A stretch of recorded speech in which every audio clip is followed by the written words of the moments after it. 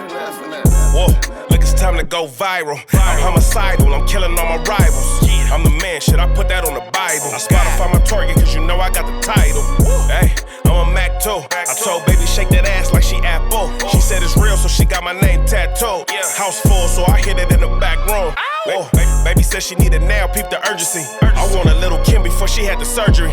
Leg spread on that hardcore poster. She love twerking, she just do it for the coach. Big dog, bull massive. 6 tray Chevrolet, I'm classic. All these niggas mad at me, that's tragic. The main bitch in the bed, that's graphic. Yeah, we about to go viral. Hey, we about to go viral. Nah, nigga, we ready with you.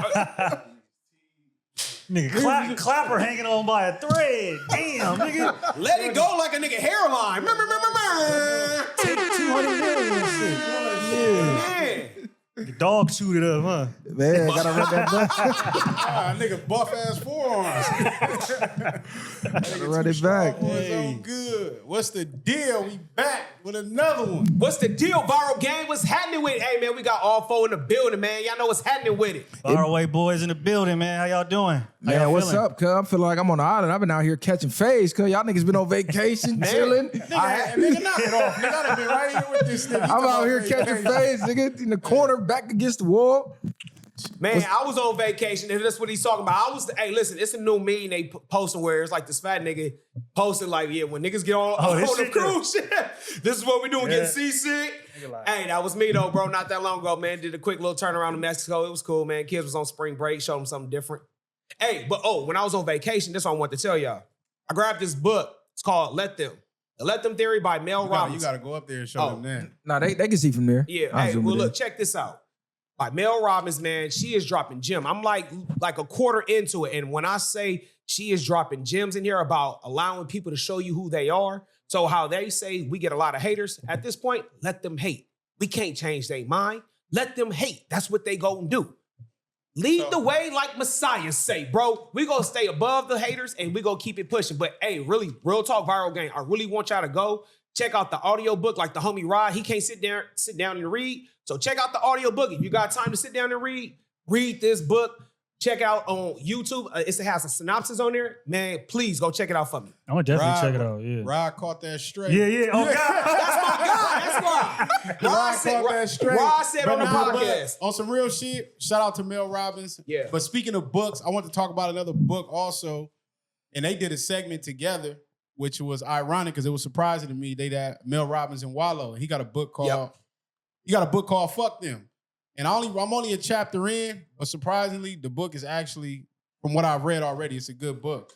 I think it speaks to any demographic. So, yeah, I'm gonna tap into that book. I'm for sure tap into it.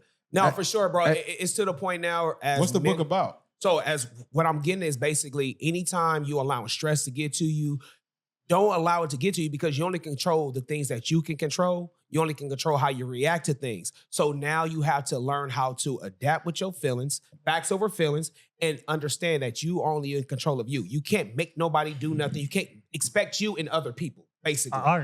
You can't expect you in other people. And so that's what caused a lot of frustration because you think because you're a great friend, you expect people to be the same type of friend you are to them. And it don't work like that. We're all individuals. So you have to learn to accept people for who they are, whether they're on a lower level or on a higher level. You just let them be. You got to give up control. You got to give up control. You got to give up control of others. Like you can't control others, right? And that's why the whole let them be thing is so phenomenal to me because once you just accept people for who they are, and at that point you decide if you want them to be in your lives or not, that takes away all the stress, that takes away all the extra, the chasing, all those things that you have to do. You can just put that to the side and just say, hey, if you're somebody who doesn't show up or if I've set boundaries and now you're not, you're breaking those boundaries, then the simplest thing to do is just let that person be. But 9 times out of 10, we force it. I'm gonna make you be what I want you to be. It's like when you get with a girl and she thought you were somebody else, but she never even really knew you yet. So she already was trying to make you somebody that she wanted you to be in her head instead of just letting you be who you are. So same thing. I feel like a lot of that is easier said than done. But I think a lot of times when they speak from those perspectives, a lot of things can come from people that's close to you. 9 times out of 10, most people can't most people are bothered by being let down or having expectations for people that they love or care about. So I think that's where it comes to where people have to, it's harder for them to make those decisions. Yeah. You're going to tolerate more with somebody that you love or that you cherish, I should say. And even if you affect it in a different way. Isn't it fucked up though? Because you'll tolerate more because you love somebody. But on the other side of the coin, somebody will treat you worse because they know you. You get what I'm saying? Exactly. So it's like it's fucked up on both ends. Like you'll get stepped on and ran over because you love somebody, while that same person that loves you or is in close proximity will disrespect you like somebody you don't even know.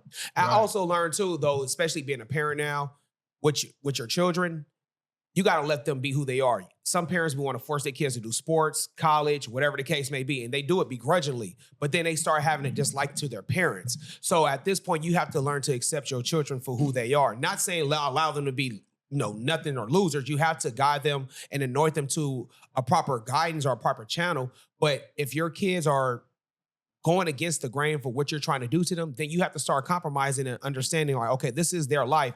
I can try to give them guidance, but you have to put them down a road where they can be successful on their level. That's a cold point because I seen Cam Newton arguing with Kendrick G about that very topic where she said she didn't want to date a guy with kids because she didn't want the whole you ain't my mama thing going on or not being able to discipline him or nothing like that. And Cam said, oh, nah, I ain't got to worry about that. My kids are going to think the way I want them to think. She said, look, Cam, they're humans too. I know they're your kids, but you can't force a kid to think a certain way or to feel a certain way about a person. He said, nope, under my roof, they're going to like who I tell them to like, and they're going to think how I think because I'm the leader.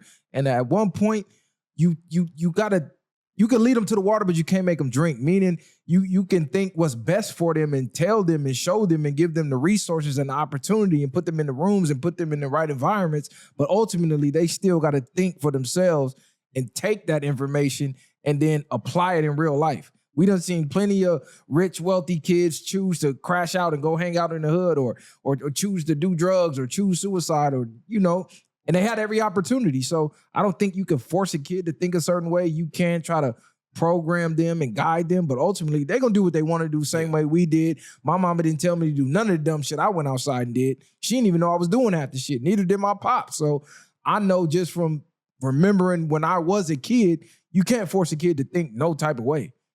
I think it's better. As a parent. I think it's better to, and I don't have children, but I feel like it's better to instill like morals and values and training them to use their discretion and how to, take in certain scenarios and how to react to that instead of giving them a play-by-play book of how they should react to something. So I would want to be raised up or raise a kid up to be able to assess everything and then pick what the best option is, because sometimes I might have told you 2 + 2 = 4. But you might get out in the world and it might be a different answer and you might have to figure that out. So I feel like giving kids the tools to figure it out instead of just it mapped out completely for them is what's going to make them more productive and be able to get through certain things. I go ahead. Oh, I was going to say one thing I learned about being a parent. I've learned to develop this over time. I try to have my kids have an aha moment. And what I mean by an aha moment, I allow them to explain to me what the problem was. They tell me everything what happened. We'll go in detail about it.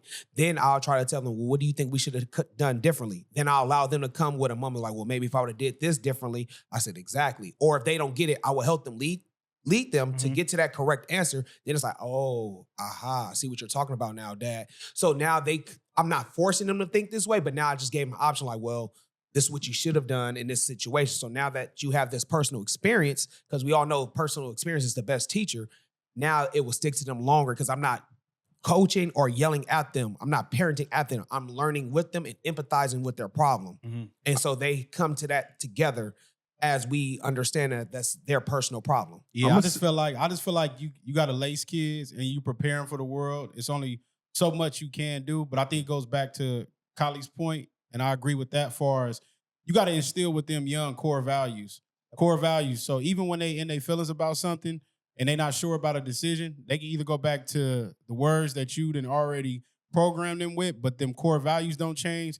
And if whatever's going on don't align with them core values, it'll help steer them like a compass. Mm-hmm. I feel like once you have those instilled, then it makes it a little easier for them to make those best decisions in place. I'm going to say this. If you are a parent right now in this generation, you need to give yourself a round of applause if you are parenting and succeeding. It's tough. Because it's hard. This generation, parents have it the hardest out of any generation ever. The economy is the worst it's ever been. Affordability is the worst it's ever been. Right now, I believe homes, income to home price is about 8 times what your income is. So home affordability. Now, typically you want your home to be 3 times what the income is, right? That's how boomers was able to pay off their homes real fast. Right now, I believe nationwide is 5 times the average person's income, but we're in California is actually 8 to 9 times. So it's almost impossible to buy houses. And I know almost everybody, I know they got kids, they need space of a house. So we're battling with that. Groceries, sky high. I don't know how much y'all paying. I'm paying like $500 a week, not a month, a week on just groceries. So that's about $2,000 a month. And that's not counting eating out. And then this is one thing we don't factor in. We got to fight the algorithms and the internet. Our parents didn't have to fight that. So you can give your kid all the game you want. If you are not a reflection of the life they want to live, 9 times out of 10, they're following somebody who is, and they're going to listen to that person over their own parents. That's what's going on right now. You could talk to you blue in the face. Pops, you coming home dirty from the factory, from the warehouse, wherever you at. I want the new J's. You can't afford them this week because you had to pay the lights. And then I log on to Andrew Tate's on the yacht with 10 supermodels talking about if you ain't got a Bugatti, you ain't shit. Well, Pops got an old rundown caddy. He ain't got no Bugatti, so I guess he ain't shit. So that's one thing we don't factor in is, damn, all these influencers influencing our kids 24/7. And be real, your kids is at school more than they're around you, just like you at work more than you around your kids. So realistically, how much time in your day do you have to lace your kids? Maybe 2 hours, maybe after work. I think you got more than 2. I think it's more challenging. No, before I go for short, you agree with what he said? As far as fighting the influence, is this the hardest it ever been to raise a kid? Yes, because right now, you can corporal punishment now is frowned upon. When we were growing up, come on, that's a bar. Corporal punishment now is frowned upon. If you were in a grocery store, hypothetically, and let's just say your 9-year-old child was acting up, throwing a tantrum. Now, we all know a 9-year-old's too old to be throwing a tantrum. I'm talking about head on the ground, stomping and all that. You used to pop the shit out that little kid. Motherfuckers wouldn't be like, oh, damn, that kid deserve it. Motherfuckers look at you like, oh, shit. Let me report this to children's services now. Because now they're looking at you as, you should handle that situation better when this child knows better, but they know that your parent can't hit me because on TikTok shorts, they're saying, if your parent hits you, that's corporal punishment. You can call this number and whoop-de-whoop. The kids have the power now over the parent. I think too, you guys are competing against, or not competing. You guys are also competing against the past, which is the corporal punishment. Like, I think there's so many studies and some of the results from the boomers, millennials, Gen X, et cetera, the parenting styles, Gen Z, with the advancement of social media, access to information, we're finding out that a lot of ways that we were raised are negative. So I think now you have kids with access to information, you have these organizations, you have social media that's trying to give new knowledge to these parents that are new parents or been doing it for so long. Mm-hmm. So you guys are trying to parent the best you know how with what you were raised, and then also come to terms with, like, maybe some of that stuff has to be changed or have to implement new things because of, again, the results that the past has brought. I look at it like this. That's a strong statement to make, especially knowing, if you think about the times before us, from the civil rights movement days to when gangbanging first started really trajecting, from the crack era and things like that. I think it was a lot of obstacles, and it was still hard for people to go against when racism was heavy. I feel like kids got the most freedom than they do now. I think most people either, I don't want to say they had them too young. I just think you're fighting the net and everything else, but kids are more free. They could be free thinkers. They don't have to worry about what water fountain they go to. They don't have to be taught how to move out the house or worrying about going to certain places. They don't have to worry about sundown times and stuff like that. So I think it's hard to just say one era because they only knew what they knew back then. Even though social media didn't exist, they was up against a lot when it came to just even growing up. I think that made it easier to parent because kids was more disciplined back then. They had, I'm not going to say more dangerous, but they was more susceptible to listening to the parents. Not only that, there was no the feminism movement yet, meaning that the woman actually listened to the man And the woman actually backed up what dad said. And the kids knew I couldn't separate my parents and go to moms and separate pops and have them arguing. That didn't exist. Whatever dad said, that was it.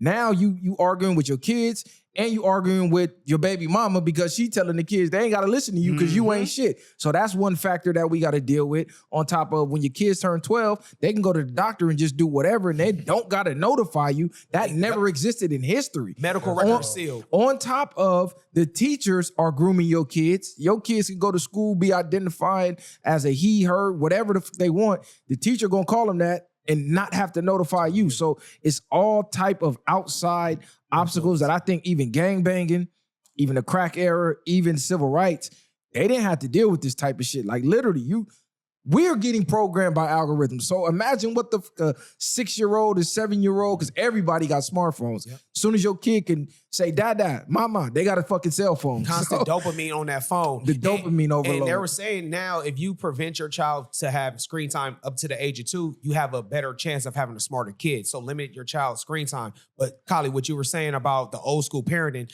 I will agree.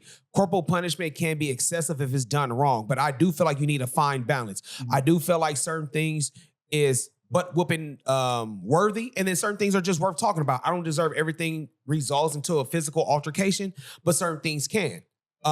We talked about the situation with your son on his birthday party. I don't think that deserve a physical altercation. That was a stern talking to. But now if he takes your car while you sleep, you know what I'm saying, then wreck your car. That might be different. That may be one you may have to close the garage and you and your son got to handle. You know what I mean? It's certain things that you got to just put hand to belt on that thing. You know what I'm saying? When they acting up. But I do feel like it's a perfect balance. You just got to juggle. But what it is like you said, with the feminine movement going. Feminism. The women have now taken over family court and weaponized it against the men. There is no way that we should have all these single mothers when we have black fathers that are the most active ever in history. We have so many court cases of a father giving up their rights because moms is making it hard for them to be in their child's life, bro. They have weaponizing against it because they're programming the women that they don't need fathers in the home. Yeah, but I look at it too, like, I guess it's two sides to every coin, because are we speaking from just a black perspective, or are we speaking a whole perspective? Because it is women that still follow the ways of listening to their man worldwide, not just, we can say Western culture has been infected heavily, but we know going to different places, the women are about face. So it's a lot different. We can say, like I say, you can say either way. So I just look at it in the sense of overall, it's what you doing. What's like we talk about when you raising kids or they going out here and doing that, everything starts in the home first. These kids ain't getting raised. These kids are not naturally just being racist, but we know they have racist parents in the house. So they follow that ideology. So it goes the same with anybody else's household. You just need to invest more in your children than maybe we like to think. And I think things will be different. Because it is the mind. It is the mind. It's the mind because we're allowing them too much idle time. And the idle time we had was being outside, playing, being active. The idle time they got is sitting in the house, sitting in the room, don't want to do nothing. Some parents don't make their kids do shit. We couldn't leave. If we had something, my mama had something to do that day, we was going. Yeah. Or if we had to meet with other friends or family, we had to go. We didn't have a choice to go. Option. Yeah, you're going. right. The reason I say we got less time is because parents are now working more to be able to just get by, just basic bills, just your mortgage, your car note, your car insurance, cell phone, groceries. Like that's just it. People are actually picking up 2 jobs now, like an average home, or you working buku overtime. So literally, I count the hours in my day. By the time I get home, I'm counting how many free hours I got, bro. 4 or 5. Not even 4 or 5. Because if you go to the gym, then you got to factor in traffic. Then you got to factor in it. Just take podcasting out. If your kid do sports, you got to drop them off, pick them up.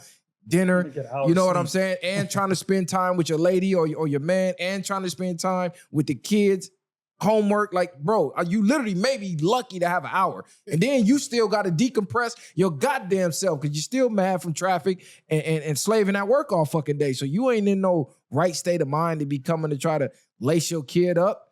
That's why most parents is like, here, take the phone.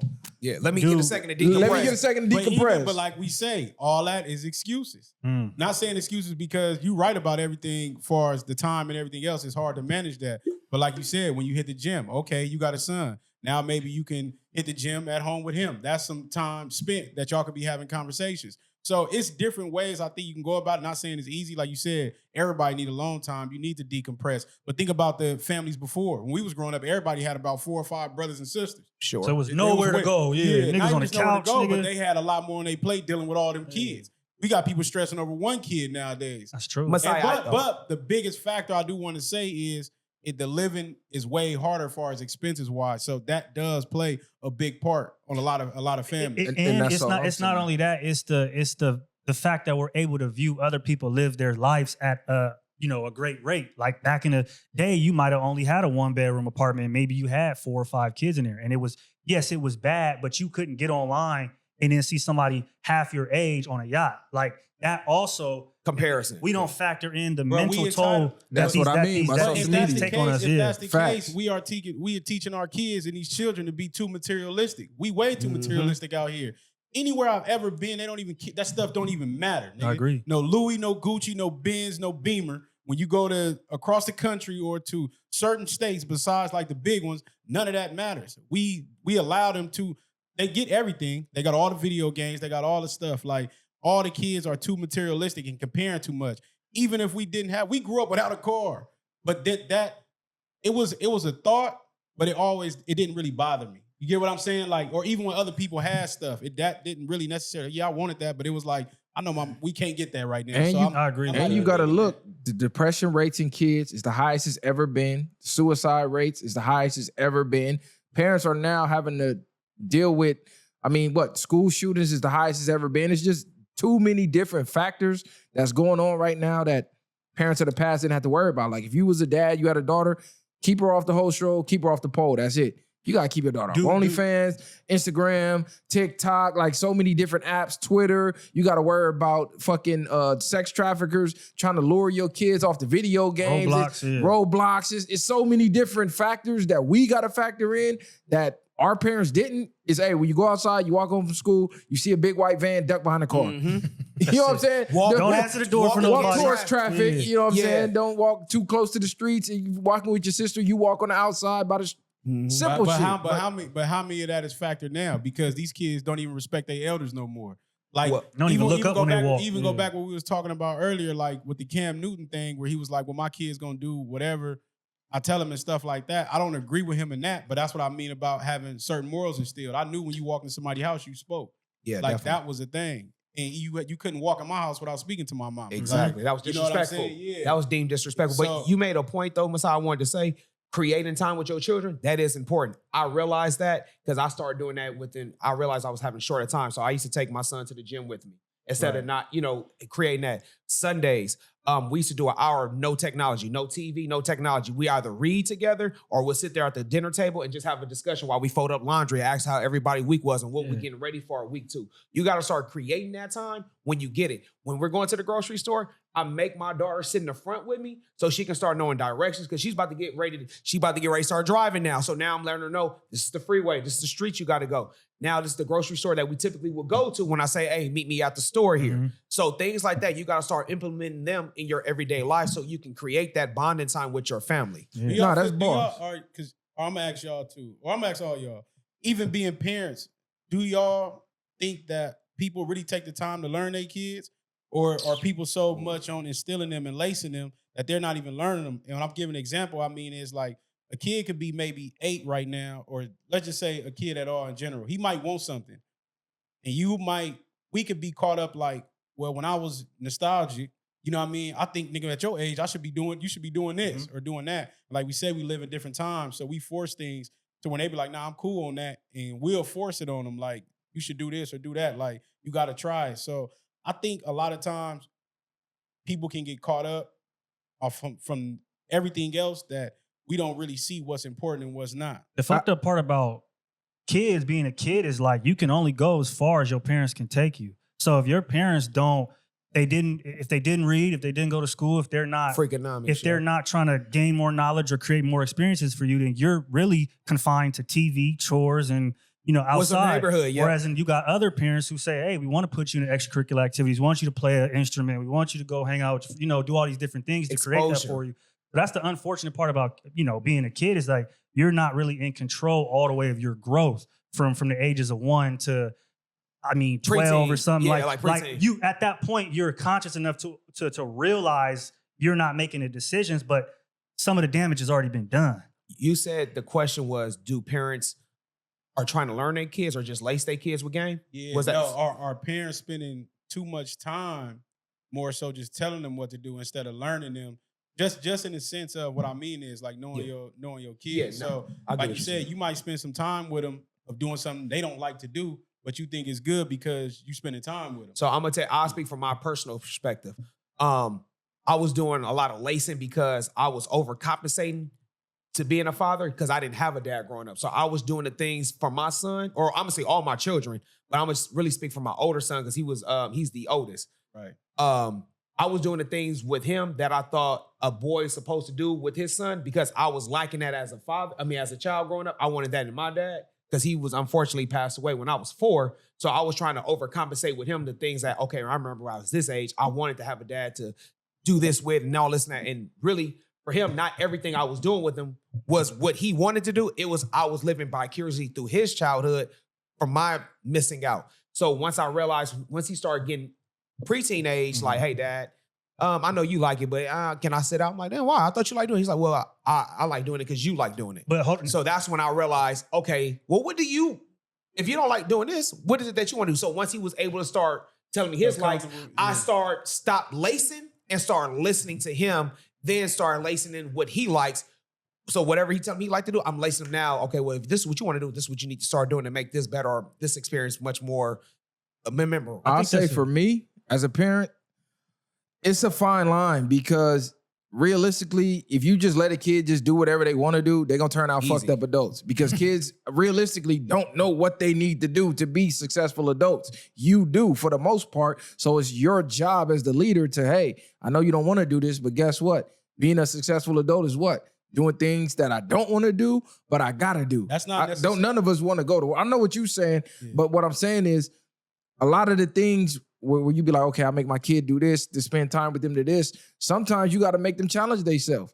Because I know a lot of kids, they may not want to play sports. And I know you ain't going to the league, but you just playing a sport, this mold you into a certain type of person that a person who didn't play sports. Discipline. Discipline. I mean, fitness, things like that. I mean, you spend more time lacing them instead of learning them is what I mean is like they're growing. So you constantly have to keep paying attention. You know, their minds change so much to where you don't know what they like and what they don't like.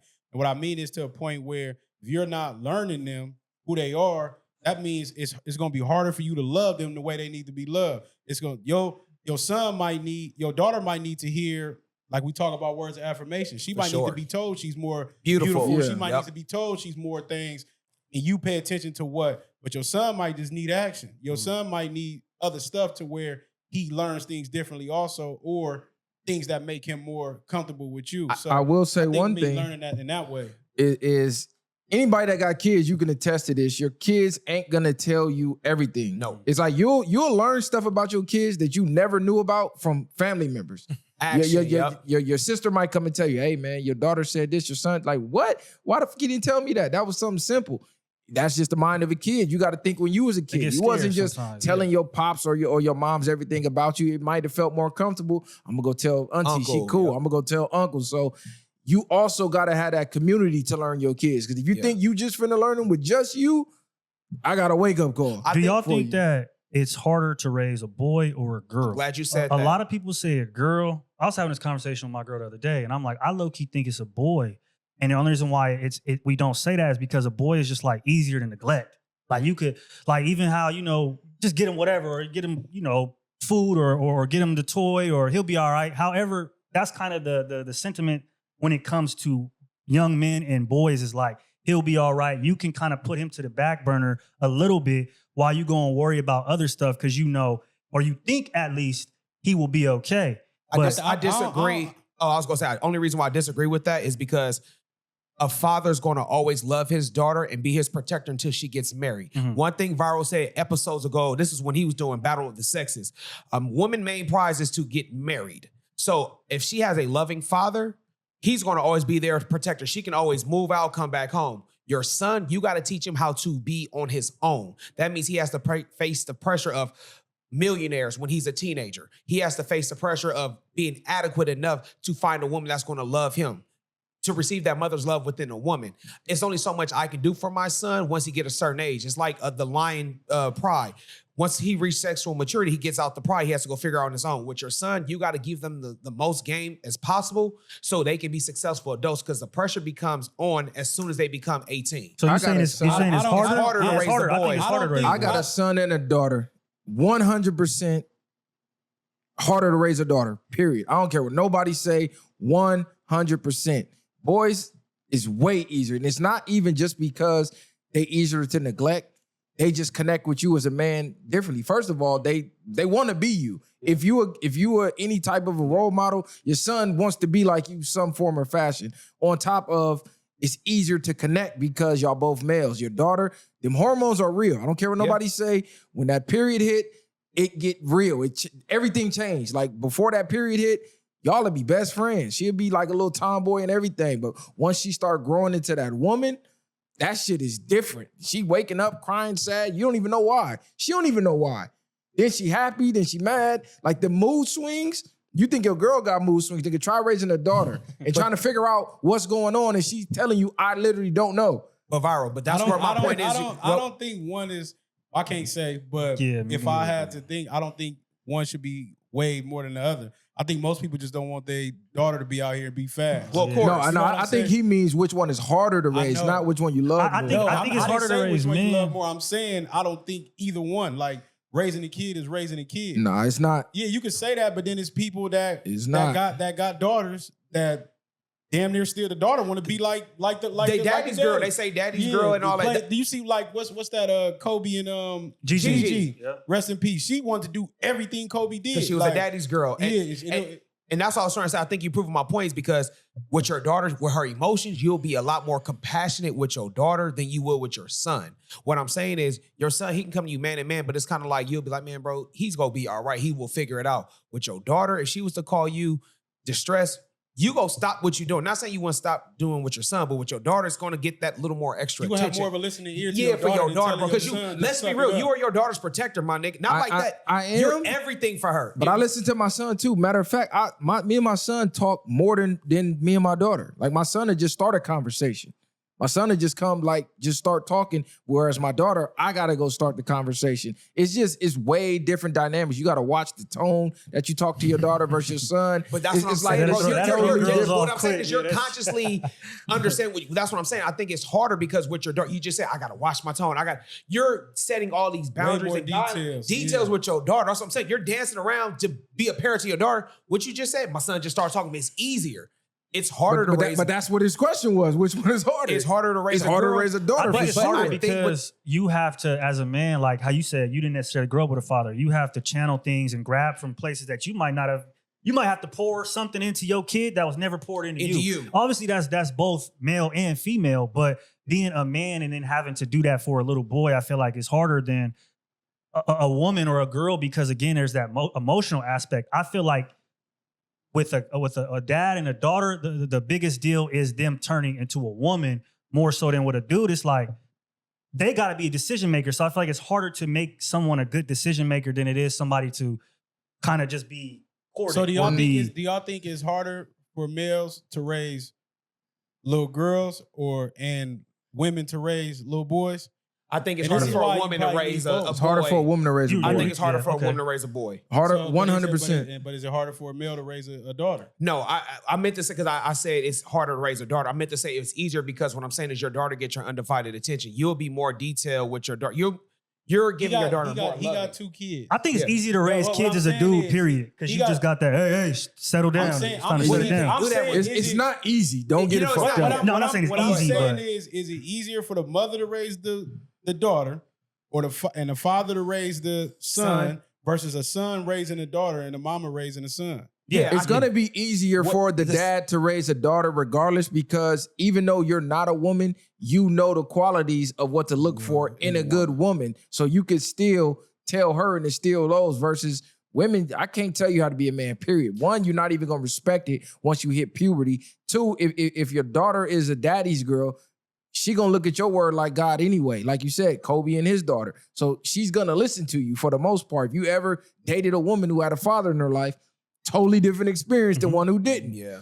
I think fathers in general, Matters. you know, I think it's easier to a degree to parent because you have that masculinity on your end, or to a certain degree, your kids might fear you, the physicality more. And I'm not saying they think you're going to abuse them, but there's just a presence and an energy that men have that they can come and command that and kind of control things more than a woman, especially when you start getting 12, 13, 14. Now you taller than your mom or something. It's like, what you really finna do? You're not finna do shit. Right. Whereas a dude can put a girl, a daughter in check and his son in check. Like more so than, that's why a lot of times you'll hear the girl like, man, these kids are driving me crazy. Pops come home and he like, I don't know what you really tripping over. Right, like, right. You said with your tone, with your daughter, you don't have to get physical. Your tone can make her straighten up. With your son, your tone. But if he does want to challenge you, you have the physical capability of handling your son. Because again, he doesn't have that grown man strength. He doesn't have that understanding. He think, oh, now that I'm taller than dad, I can take him.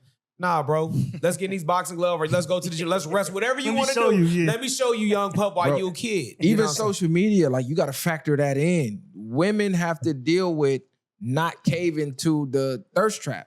Like your daughter is gonna see that and see women getting attention, and then you gotta battle her not doing that. You don't gotta worry about your son getting on Instagram pulling his dick out. That ain't gonna happen. Well, I mean, they in the group chat. If he do, that's crazy. You know what I'm saying? They in the group chat. They just talking shit, clowning each other, talking about how cute boys the girl. are. You ain't got. That's one aspect you really ain't gotta worry about. You gotta worry about your daughter being on the gram doing some crazy shit. You do, and she might not even know that she's doing it. Yeah. She might not even know, because I monitor my kids' social media. And I'm like, you know what? I know this is innocent, but take that down just because the song that was playing. I know you like the song, but the lyrics, got, you know what I'm saying? It's getting the wrong point. Even they messing with dudes and maybe they do something and now, everybody sex knows. Tapes and all type of shit happening. Sex tapes is going on in middle school. Trust me. When we My was kids' growing middle up, they school had it. Kids was getting expelled for that shit. They're thinking that one special boyfriend that they really like is doing something special with them when they realize, nah, bro, I'm about to show the homies. And you already know now, once it get on the gram, everybody forwarding it to everybody now, the whole school know, and now your daughter's embarrassed. But y'all let us know out there, man, the parents out there. Yeah. I wanted to talk some music, man. There's a lot going on in the music world. What's going on, man? They was asking for it. VwP, what's up with y'all music takes? You talking about Bully or Bully? Kanye going West, crazy man. out here. Kanye going, first of all, round of applause. Kanye West recently canceled, right? Accounts frozen by Chase, Adidas deal done. I think they were still selling his old shoes. He's been going through it. Recently, he made an apology on the Wall Street Journal to the Jewish and the Black community, and then he announced his it's a show. I think it's a 2-night show or maybe a 1-night show that's going to be in the UK. Not only that, that was off the back of him streaming. I think his first week numbers of physical copies was 100,000. Total with digital was like 230,000 something first week, and that's with no label backing, right? That's with no distribution deal. That's with no machine pushing him whatsoever. That's straight Kanye, the last 20 years of him just building up a crazy fan base that's going to follow him wherever he goes. So that's a round of applause to him for sure. On top of the 2 sold out shows that he had at SoFi, which brought in a total revenue of $33 million across the 2 nights. One night made $18 million. And like he said, that's no promo, no help from the majors. That's all off the muscle. He announced that show, a week before it happened, something like that. And the tickets were sold out, I think, that day. Like everybody was in the queue. It was already a wrap. You couldn't even get a damn ticket. So Kanye sold out. Kanye's starting to look like Mr. Untouchable. Okay. I'm not going to say untouchable because everybody's touchable, but he's making the impossible possible time and time again. And he's been doing this since we've been watching his old clips. Everything they said he couldn't do, this nigga been doing it. So I just look at it like, salute to Kanye for sure. But like you said, with no machine, no nothing, Kanye is showing we do not need these people. He's showing us firsthand right now, just with the fan support, you can still make things happen. And it's just on a greater scale, people need to start aligning with Kanye, because if he becomes too powerful, then it's easy to knock him off, God forbid. But that's the keys or the buttons that they start to usually get to when you can't. He's uncontrollable right now.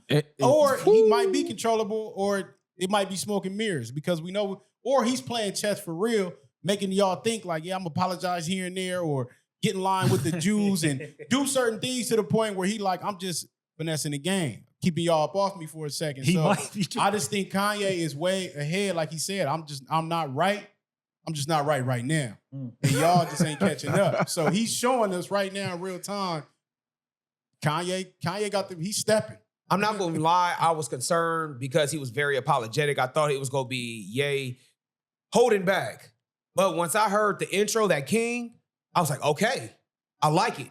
At first, I was thinking this is only going to be headphone music. I low-key started letting the album play. All the Love, Sister, Brothers, Bully, Preacher Man. Those are like Preacher Man go crazy. Preacher Man, hey, those are some of my favorite songs on the album. And I say he's dropping gems.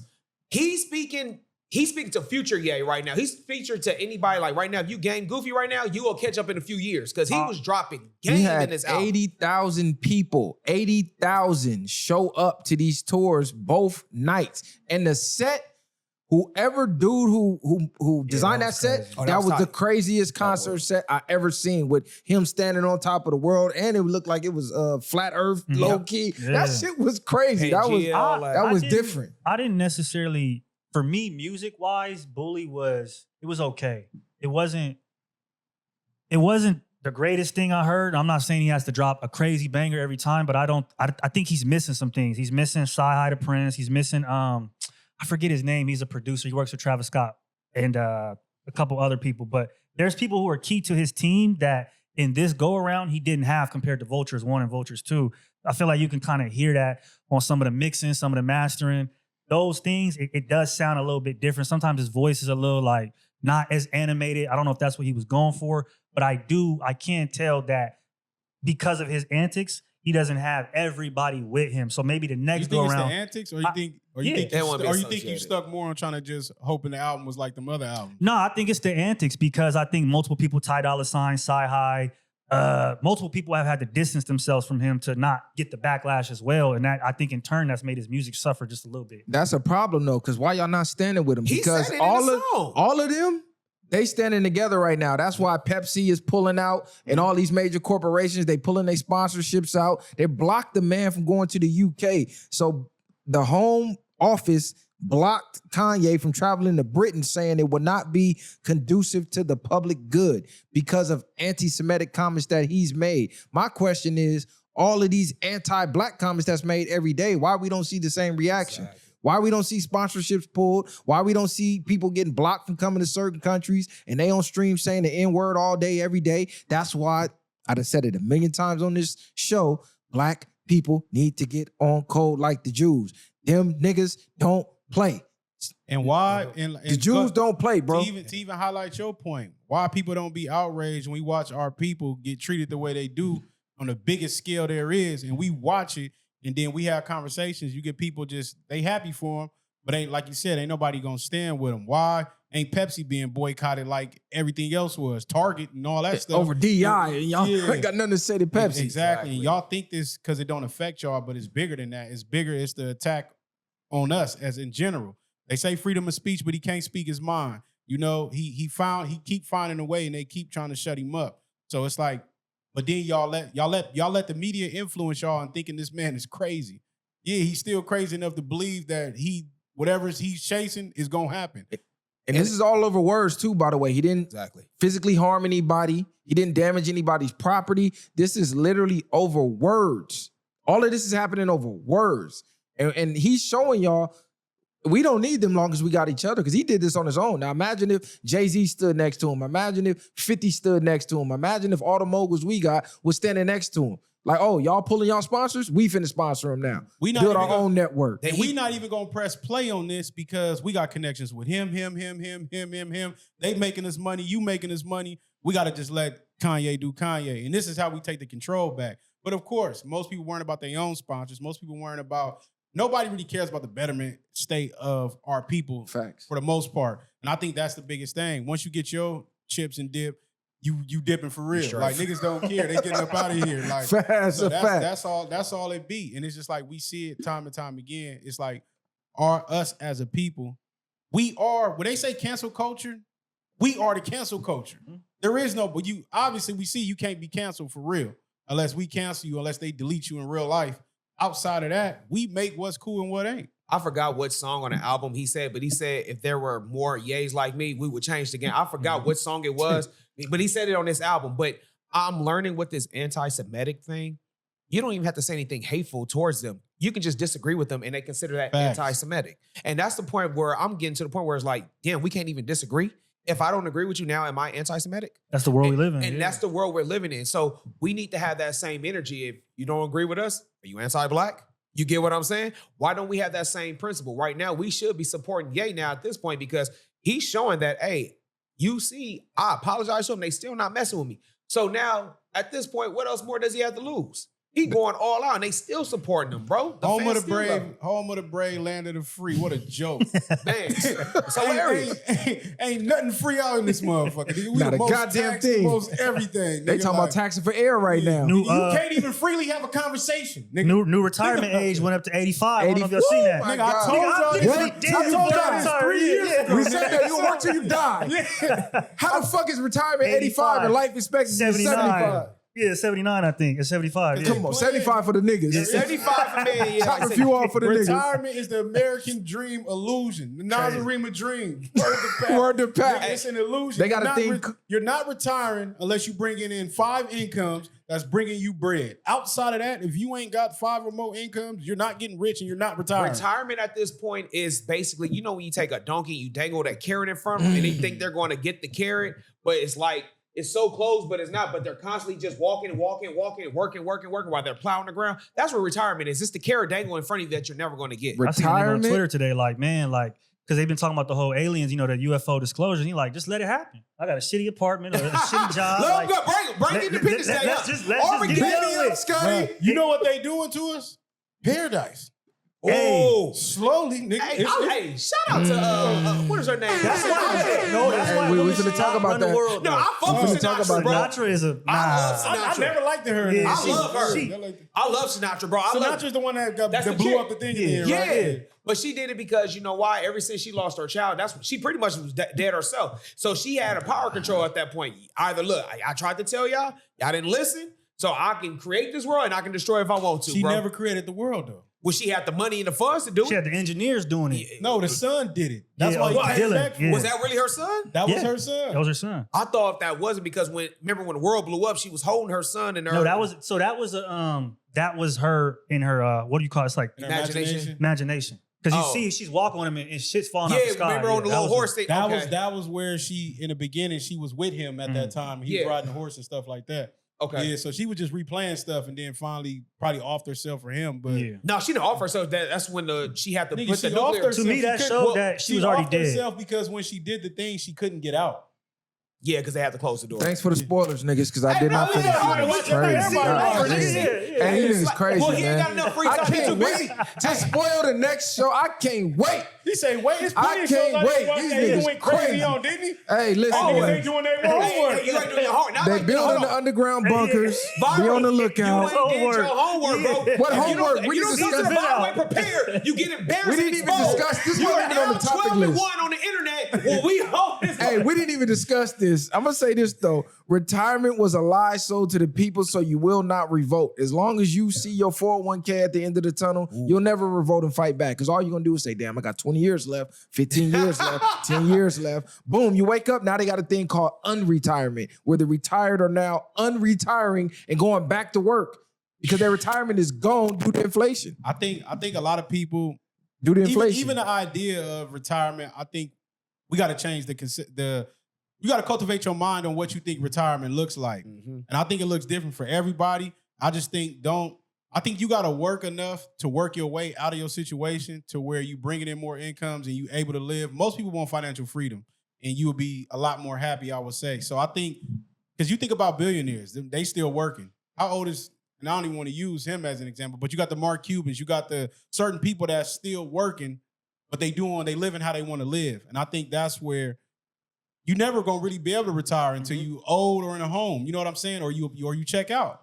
That's real retirement. But how many people really want to just retire and sit at the house and then got nothing else to do? They want to retire out of the rat race. Yeah, they don't necessarily want to retire. They want to retire out of the rat race. But at some point, you got to work your way out of that, in my opinion, because they're never going to just give it to you. You're not even making. Most people making enough. Your retirement stuff, like you said, Now you get to the point where you got to dig into it already. You got to dig into it. You're not even going to be able to, your cost of living, they already probably trajected and put statistics up the balance. Okay, they work like this. No matter if we give them 45 an hour, this is going to start to decline at some point. Again. How many 401k loans y'all took out already? Be honest. Take out 2? How many hardships y'all took out? Y'all got 2 out right now, right? I know y'all do. Come on, stop playing. They taking out loans, and then let's just be real. They're projecting that SSI is going to run out by the time we get the age when we're supposed to touch our Social Security, bro. It's going to be gone. It's going to be tapped out because people are living longer, and they're not going back to work. So now they're going to apply for the little extension or hardship, like you said, and bro, it's going to be tapped, bro. We got to find a way of where we can budget money,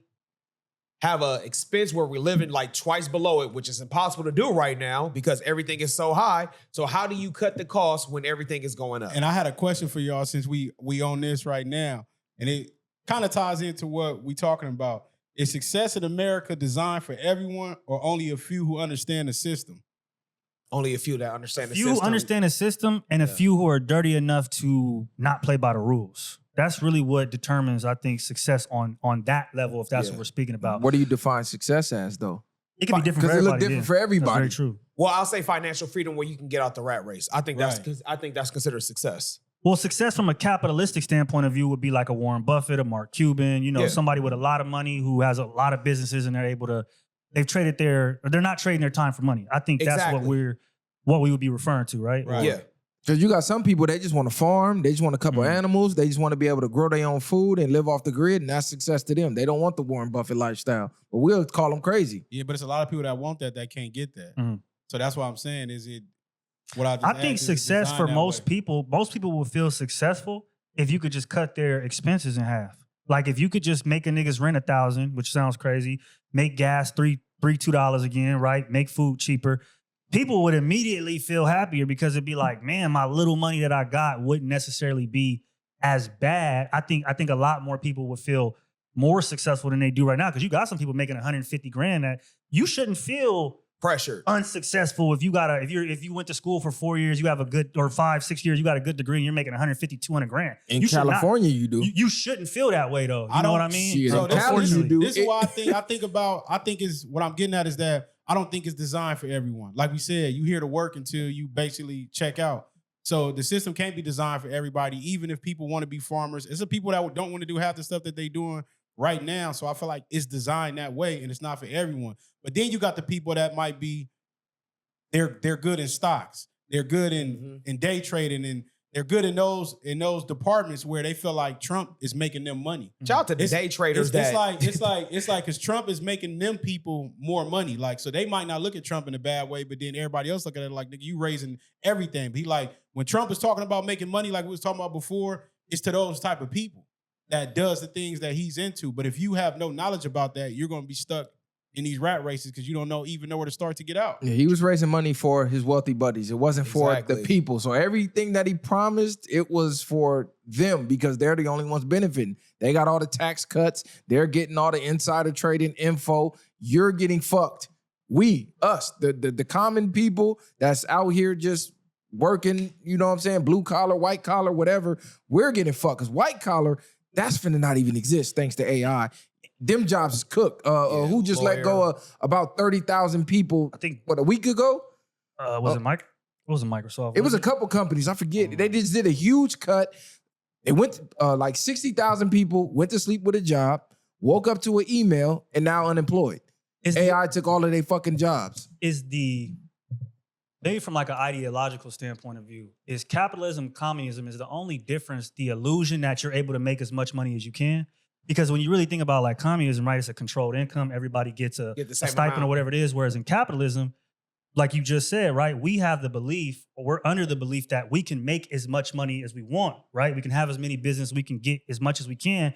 But in reality, the system is already set for, even if every kid could get into a college, it's not enough dorms. It's not enough seats in a class. So we get sold the illusion that we can achieve anything when in reality, there are levels that certain people are already predetermined to play at. I think with capitalism, money doesn't discriminate if you have the talent or the skill set to explode. If you have a new idea that's innovative, it won't discriminate against the person. I think that's why people believe in capitalism, because anybody can kind of come from nothing to something. I think that's where, even if you want to do it with entertainment or sports type vibe, you can define success as, hey, it's levels to it. Hey, they only made like $10 million, but that's generational wealth for a family that never had anything. I think disagree, even but that's an illusion. Yeah. Like they like to pitch that as long as you innovative and success don't discriminate, until you say something that they deem anti-Semitic, or until you say you don't align with Israel, until you say something that goes against the gender's push. Now that discrimination kick in no matter who the fuck you is, or how much money you got. You the only black nigga in there with $1 million trying to get a loan or something, or you trying to open up. For instance, Nipsey Hussle. You start getting into those levels where, they say anybody with money and access and resources can get it, but then you see somebody like that try to go, hey, I'm gonna buy this whole thing. Look how hard they made that for. Right, not selling it. I just don't want to sell it because it's you. Because it's you. Exactly. So it's like, you got everything, the credit, the money, everything. So not selling it to you. Yeah. I think that's the difference. Like, you go to China, there is no illusion whatsoever. You come here, this is what you work and this is what you get, and that's it. Don't ask for nothing else. We're here, you like, well, maybe I could make $1 million one day. And that's what keeps us going in this rat race, really, that we But I'm gonna say this though, with that illusion, if I play devil's advocate with that illusion, it gave Nip that hustle. His last name was Hustle, because the illusion gave him the inspiration to believe that he can do this. And then what he did was spawn a whole bunch of other people thinking they can do the same thing as well. So I mean, we can say it's a bad thing, but that false hope has created some type of illusion of happiness amongst our community. So let me ask y'all this question then, because it seems like over the past 2 years or so, they're not even selling that false illusion anymore, and they're not even trying to finesse you into thinking that it's a false illusion. They really literally showing you every way they can is fuck y'all. Everything we doing is for us, and we fucking y'all over, so what? What do y'all think changed from this generation versus past generations where they kept everything hidden? Now everything is just served to you on a silver platter of what they doing. Back to what you was talking about earlier, social media. People, the whistleblowers. Yeah. Now the whistleblowers is coming with stats and evidence and videos. Now you got other people on social media that's getting fed up with you, that's revealing all your secrets. So not just social media people, but these old videos you picking up. A lot of things you probably watch one time back in the day, and it'd be a topic of discussion for a second, then it boil over. You constantly reminded. As soon as you try to move forward, don't forget about this. You know what I'm saying? So even with that, it's hard because you got people that's not sharp enough because they still allowed Trump to get in office after he got on there talking about how I can just grab you by it when I got the money. I could do whatever. It's easy. Like he said all these things and had these felonies and still got in the position. So it can go both ways, I should say. Like rest in peace, George Carlin. A lot of his old interviews is resurfacing now because literally everything that's going on now, he was saying on the largest platforms back then, and everybody was just brushing them off. Theo Von just had a moment like that with Joe Rogan, where he's like, man, what the fuck is going on? These motherfuckers eating kids and everybody just running around like it's not going on. And it made me look at Joe Rogan like he was controlled out because hey man, get off the fucking drugs. You out the fucking mind. They brought up his video of Joe Rogan saying, the elites come at me, I'll lie to my mama for you. Yeah. Well, they did come at him on that show where the dude act like he read his mind with his pin code. That was the warning in front of the whole world. So he was like, before I get Charlie Kirk, let me kick back. In my opinion, allegedly, but y'all go watch that video and you'll see. You know what? Was that really a warning, or was that just part of the script? Could have been. Because they done had us on people on Joe Rogan train for so long. And it's like, yeah, this is part of the script. We got to do this. So now we don't know whether if Joe Rogan compromised or not. You know what's so crazy when we really talk about that stuff? If you go in a rabbit hole in the CIA, the NRO, these organizations, like when you really learn the job description of what somebody from the CIA is supposed to do, you could very well look at Joe Rogan, because what they do is they take a person that nobody knows, they create a legend. So now you get, your name is Joe Rogan. This is where you're from. You're a kickboxer. And they give you a whole life, and then they build that narrative up for years and years and years. And what they do is they gain assets. So the dude who's an alcoholic, the scientist who, maybe is a pedo or whatever it is, they go and they befriend these people. They get them to owe them some money or whatever the case is. And now they have them, hey man, I'm not going to tell you to betray your country, but just go over there and unlock that door and give me some paperwork. Now you have a constant asset, somebody to feed you information about others, and this is how they gain a power over people. So it very well could be that. The question you were asking, I'm going to go back to it. You were saying, what's going on. I believe that America has created comfortable slaves. We made it okay, especially on the West Coast. Oh, my job doesn't drug test.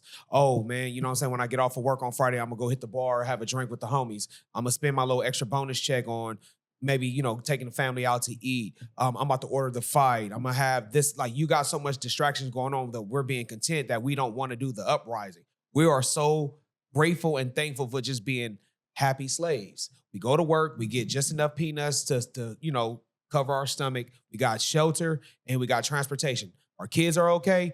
That's it. That's all. We don't want more. We're not striving for more. So I feel like they're giving us just enough to be satisfied what we have. What will it take though? I don't think that people are happy slaves, because I see like the world is in most turmoil. More people are being awakened to the point where it's driving some people crazy, knowing you're in a rat race and don't know how to escape it.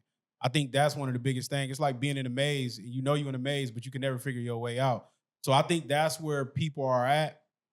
And I think it's just having no solutions. They don't know what to do. So you just got to keep going along to get along. Y'all talk about the karma thing and how they have to tell you, right, what they're doing. I think now that technology is advanced, we have so much access to information. They're giving us everything because it's that rule of karma. But also what they're doing is they're giving you with that one serious piece, like, hey, aliens are real. It's a million other videos surrounding it that kind of clouds that one, or it makes it harder to digest because I might only watch this for 2 minutes, but then the rest of the day is all this other bullshit. So by the time you get to the nighttime or the next day, that seems very far away and not as serious as it would if this was the only thing being presented. It's the truth that dilute with all so much BS. The bullshit. Yeah. Because then you see the real video and then you got 50 AI alien videos under. Now you're like, all this shit is AI. But it probably isn't, you know? So it's one of those things. Yeah, because I was even seeing that, you know, a part of the NWO plan, they need a revolt to happen to intact the rest of the plan. So they've been literally trying to force people, allegedly, to revolt. But it's like, goddamn, there's nothing we can do to make these dumb motherfuckers come at us. No matter what we do, no matter what we tell them, no matter how much corruption we show them, these people don't care and they lie to themselves like it's not going on. And this is why we had a talk a while ago, like some episodes back, about if human beings were to find out the truth about the world. Like, I think what you're saying is the reason why we don't seek it is because if we did, a lot of humans would discombobulate. You have a part of the population that we don't necessarily know what's out there. We haven't seen it, but we're aware that there's something out there that's higher power than us that's controlling this whole situation, or people. You have other people who just live at the lowest level that even if they get the slightest inkling, they push it to the side. Those are the people that are going to completely go by the wayside when they find it out. So I feel like that's why a lot of people say, you know what? I'll just keep going to the 9 to 5. I'll just keep intoxicating myself. I'll just keep blissful. Yeah, doing ignorance is bliss. You know what I mean? That I think people would rather live like that than learn the truth and then be met with the decision of what do I do now? I believe is it worth? Go ahead. I was gonna say, is it worth even telling the truth or seeking the truth? Do you think people starting to see so many truth tellers get knocked off and nothing happened behind it, that even if they want to tell the truth, they go, man, it ain't worth it. Let me just try to get a piece of this capitalistic pie, because people don't even want to be free. They're fighting me for trying to free them. Like, I believe like a number of scientists just disappeared, like out the blue. Scientists is popping up and they got like information to, I forget exactly what the info was. I got to look it up, but like, it was over 5 scientists. NASA, it's a lot of stuff. It's a lot of shit with this fake moon landing that's going, that just happened. Artemis 2, yeah. We can get into that too, but are people just afraid of being the next one to get knocked off and forgotten about?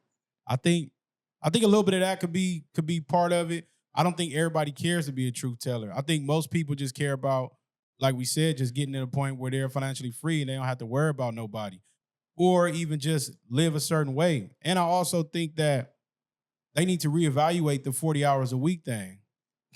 No, for real, because think about what you were just saying earlier, like we talk about. If you're a person working 40 hours a week, more than likely you working overtime, so it's more than 40 hours a week. For sure. And so now you don't have time to where you might have kids that you got to pick up from school, and you might have more than one kid that get out at different times of the day, and it's hard to rotate, especially if you're a single parent, and not even just that, like you said, of being burnt out. You work, you go to work. Some people just come home and sit in their car for an hour a piece before they even have to walk in the house. So I think the 40 hours a week thing doesn't even give you enough time to let your mind even imagine other things. I think that's the point. You waking up at that's the point. Exactly. That's the whole design. But that was my whole question before when I asked y'all about, is the system made that way?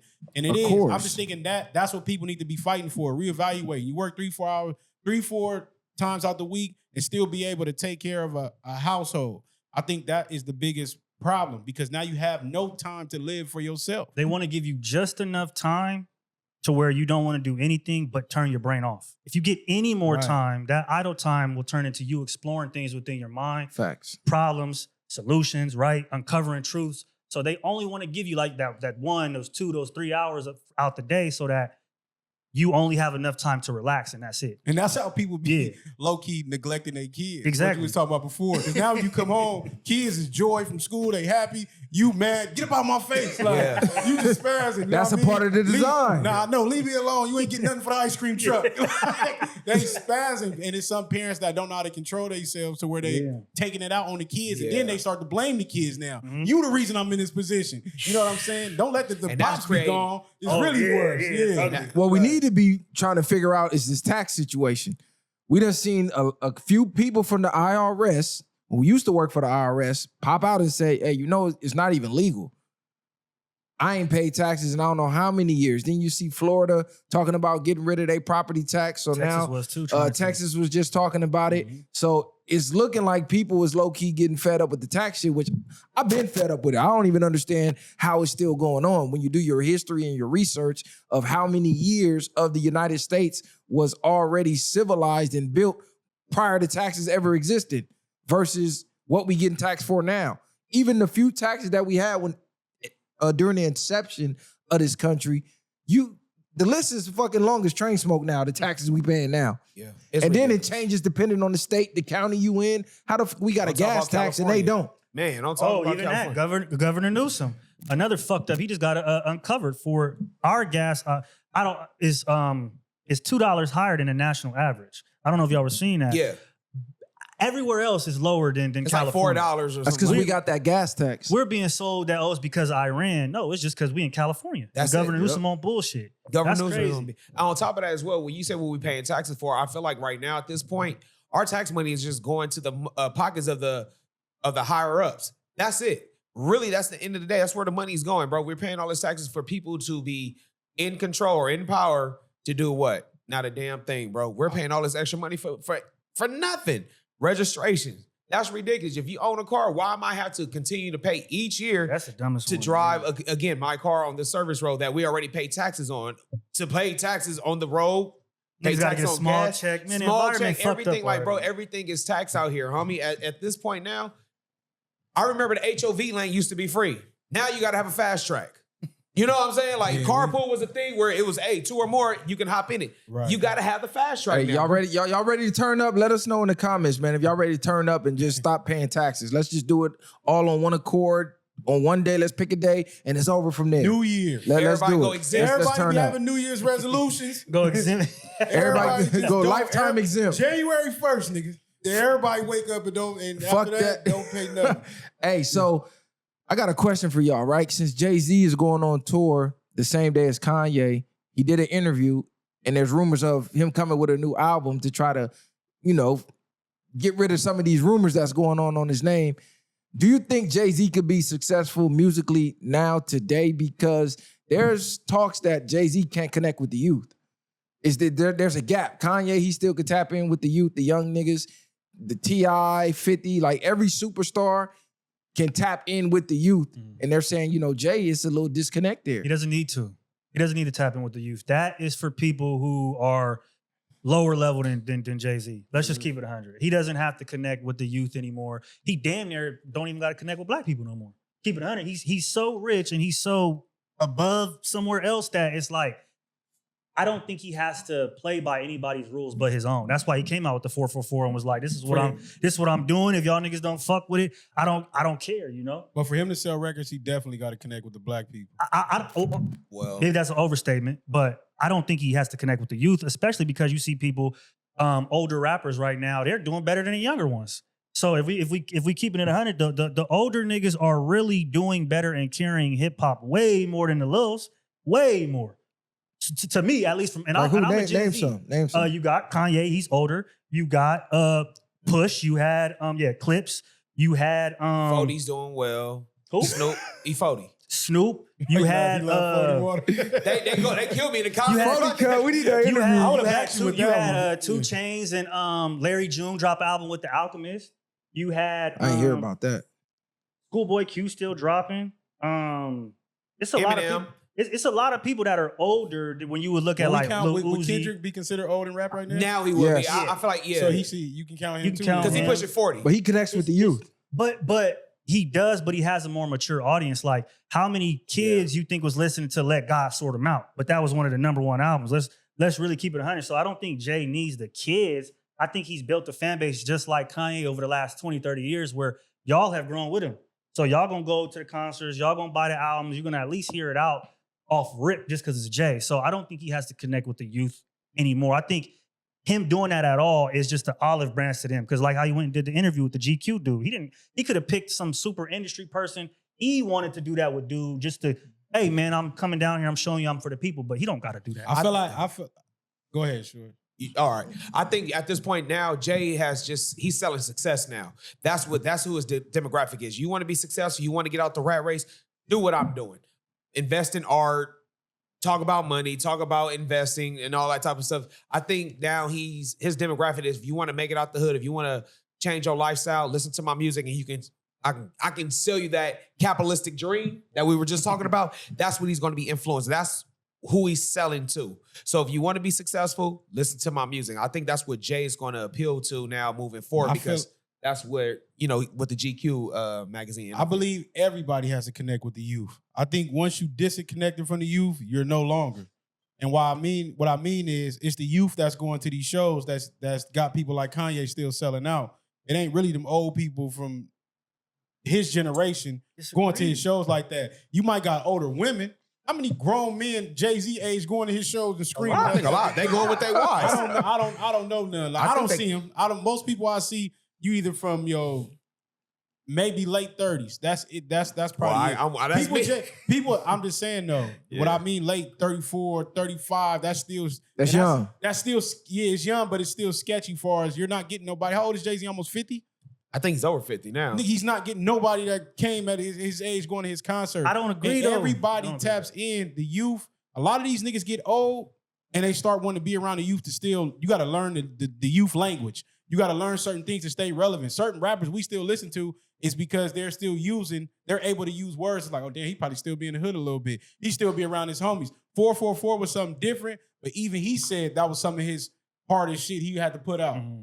But I think you're right. I think you do got to stay tapped in. Drake is a perfect example of you have to stay tapped in, but when you hit a certain age, I think that should be less of your worry. So when you make a 444, you're trying to get the older people to come out and listen to the music because you've matured. So you're not really rapping to what can I say to an 18-year-old right now that it'll we be gonna connect? Inauthentic. Yeah, it's not gonna work. That's when you see Drake. He like Tupac I'm music, a dog. Woof woof. Niggas like what? Tupac music is still relevant to this day. But Tupac was 25 though. He was. But this is my point. It doesn't matter if you're a youth now. You still can relate to some type of Tupac music to this day. If you make timeless music, which he's capable of doing, then you can still connect. Now another question, because this will make more sense to me. Do y'all think this is what matters to me? Do y'all think messaging matters in music now? That's the problem. Is it messaging or is it just you got to create a bop that people can dance to? Because even Jay-Z made bops, but that wasn't his whole demographic. He was painted as a hustler. He giving you game in his music, and there was messages in his music. He had substance. Now, if that doesn't matter, then we can X him out. I think messaging matters more than ever. There's literally been no music charting from rap. And the last music that has charted besides Drake was Kendrick. Mm-hmm. And we all know Kendrick put messaging in his music on every album. So I think even when you look at the GOATs, if you talk about the GOATs, they all have substance over than just trying to create bops. If you want to talk about from the inception of hip hop to today, whoever you got in that top 5, I guarantee you that top 5 all got substance from top to bottom. Yeah, I agree. You got to have substance in it. For me, it's very important. But for the TikTok, for the youth, I feel like it just got to be a bop. I mean, most kids, they not even listen to the lyrics like that. They just want to hear their favorite part to dance to or do some type of TikTok movement with the music right now. And you got to think about it too. Like hip hop is what, 50 years old? Yeah. So again, these people that Jay-Z's 50, he's almost as old as hip hop. So a lot of the fans, and hip hop is a young genre anyway, where you have 40-year-olds, you have 50-year-olds, whatever, that are still to a degree youthful. So I feel like you don't have to necessarily connect with them to have all the way to have a little bit of the youthfulness just because we're in hip hop in general. I feel like that's how it goes. I think you do though, because when you think about the artists that they deem as like, oh, that old ass nigga, they really only got their original fan base that's around their age. They don't disconnect with the youth. Everybody else that's older and up there in age, like from the Snoops to the Kanye's, all of them niggas still got a connection with the youth somewhere, somehow. I think, bro, right, you have to be tapped in with the youth. I can't think of no artist that's relevant that's not connected to the youth no more. Right. Like none, zero. And everybody that usually dies out because they lost their youthful fan base for the most part, because when you was hot, you probably had the youth with you for a second, and then you didn't keep up with the times or something else. You faded out. Can I actually, or does Eminem, because Eminem, I don't want to say he connects with the youth because he's kind of been out the way, but if he was to say, I'm going to do a world tour, you don't think that'll sell out? Eminem's white. He got white America. Okay, so he's still connected to white youth. White youth, they going to see girl. Right, so they never stop wanting to off their mom. That's going to be forever. That's going to be forever. So they going to always connect. Even his, not even that. They'll always connect. Fact, but they relate to him. And even the young youth still can relate to him. All right, let me say this. All right, Outkast. They haven't done an album together. If they were to reunite, say, hey, man, we about to come out with a new album. It's going crazy. But let's just be real. The youth don't really know about Outkast. It's not going to be the youth, yeah. But what I'm saying is, you don't have to connect to the youth to be successful. I agree, yeah. That's where I'm trying to get at. What was They're already successful, but how many people you? Well, we just said if they're older right now. No, but I'm saying, let me finish. If they're older, he said, can they sell records? You have to be connected to the youth to be able to do that. These older people you naming, how many people we know right now that didn't connect to the youth that sold records? How many niggas that dropped albums that flopped? We went in and out, came in and went out. I mean, how many young niggas that connect to the youth they flop too? Yeah, they flop as well. Good. I think it's y'all saying youth, and we're talking about established artists. We talking about Jay-Z. We're not talking about these new up and coming artists that never got to a plateau that he got to. I'm talking about successful rappers that was rapping, reached success, and kept being successful as such with a lyrical ability. It ain't too many you can even name on Jay-Z level to even have this discussion. It's about 5 people that we can even put typically the youth don't like Jay-Z though. No, look. How you say that? I like Jay-Z. But I like Jay-Z when I was a youth. No, look, Nas just dropped. Didn't connect with Supreme, the youth. yeah. That shit was out of here. That shit wasn't even really connecting with the older niggas. Like, it was the niggas his age from the boom bap era that was fucking with that. The youth was like, I don't want to hear this shit. Even niggas our age was like, nah, this ain't it, Nas. But when he dropped King's Nas' Disease, reputation is what allowed people to have even an open ear to hear. Because we know he can spit some shit. Any given moment, he can cook something up. If you still calling a gun a gat or a piece, you're not picking up on the new lingo. Like bro said, just something as simple as using the new lingo. That's like, okay, you tapped in. The fashion. You dressing like, you ain't got to dress like the young niggas, but you still got like street sense because hip hop is still from the streets. If you got zero connection to the streets, I don't see that shit taking off. If you ain't talking about, if you ain't mentioning that a nigga got a 30 or something, you out of touch. But see, I disagree because about a revolver. I just think that, again, so many fans have grown with these people and they're just as mature now and they don't want to hear about the 30. They don't want to hear about the Perkies and Durkee and all that. Them niggas want to hear about some high power messaging that only the older generation can really give us because they have the experience. All right, so if we were to go to like a Lil Boosie concert, don't get me wrong, we want to hear Set It Off, but then we also too want to hear about what's the song he did when he was in jail? I got my toilet while I'm sitting. I got my 40 while I'm sitting on the toilet. Paranoid, staying hard to get your ass hit. That's Maniac. Maniac. Boosie the main nigga tapped in with the youth. That's what I was gonna get at. You proving my He the point. main No, nigga. Boosie ain't relevant just based off of solely his music. Boosie is connected to the youth because Set It Off made it where white people like it now. We're seeing it at white weddings and things like that. That song is a cult hit now. It wasn't pop. Nothing to do with that, bro. I'm saying you saying he's connected to the youth right now, but again, all right. So you Boosie was proving my point. I'm saying, let me ask you: if Boosie was to have a concert right now, is it gonna be nothing but YNs there? It's not, and that's not what I'm saying. We said, can you be able to sell records? That is the whole vocal point. How many records? Boosie just dropped. Do you know about it? Nah, I None of y'all don't. know about that. What I'm saying is, Boosie's not selling records like a Kanye. He's a social media personality that That's is funny, keeping so him niggas relevant. stay But tapped before in he because was he's even- funny. If Boosie was just doing music just alone, Yeah, he he'd cooked. be in the shadows like Webby. So it's all right. Well, I don't know because Without social media, Boosie cooked. social media, pretty much all besides Jay-Z, all rappers are cooked. Besides all the established known legends, all rappers are cooked without social media. Fab is Fab. No, he's not. Fab is cooked without the podcast right now. Ain't no young nigga right Fab now. got the young nigga fashion. Fab got the lingo. If Fab drops some shit, which that's all people want him to do, people are going to listen. Why you think so quick by his rap that he dropped against 50 went viral? Nobody else shit did. Fab was the only nigga that connect with the youth. It was actually Facts out that whole group. Fab is the one that connect with the young niggas. because his music was actually good. That other shit was trash. That's why it didn't connect. I just think at some point you 50. I'm not saying he's making a. I just think you It's age more out of to that. it. I just think you age out of trying to connect with the youth so much. If Yeah, they get it, I'm they not get saying it. you If have they to don't, they try. don't. What I'm saying is you still have to be more so relatable. If that wasn't the case, then why did like the flack from 444 get that? Because he went a whole different direction. Them old niggas wasn't out defending him talking about 444. It didn't. I thought the Fofo album did well. I thought it. What I'm saying is, Nah, they were saying that was his worst album when it dropped. Yeah, and he was saying it was I the thought hardest it to was make good. for him because he was so disconnected. So now, and why you think he didn't go sit down with no old person to do that interview?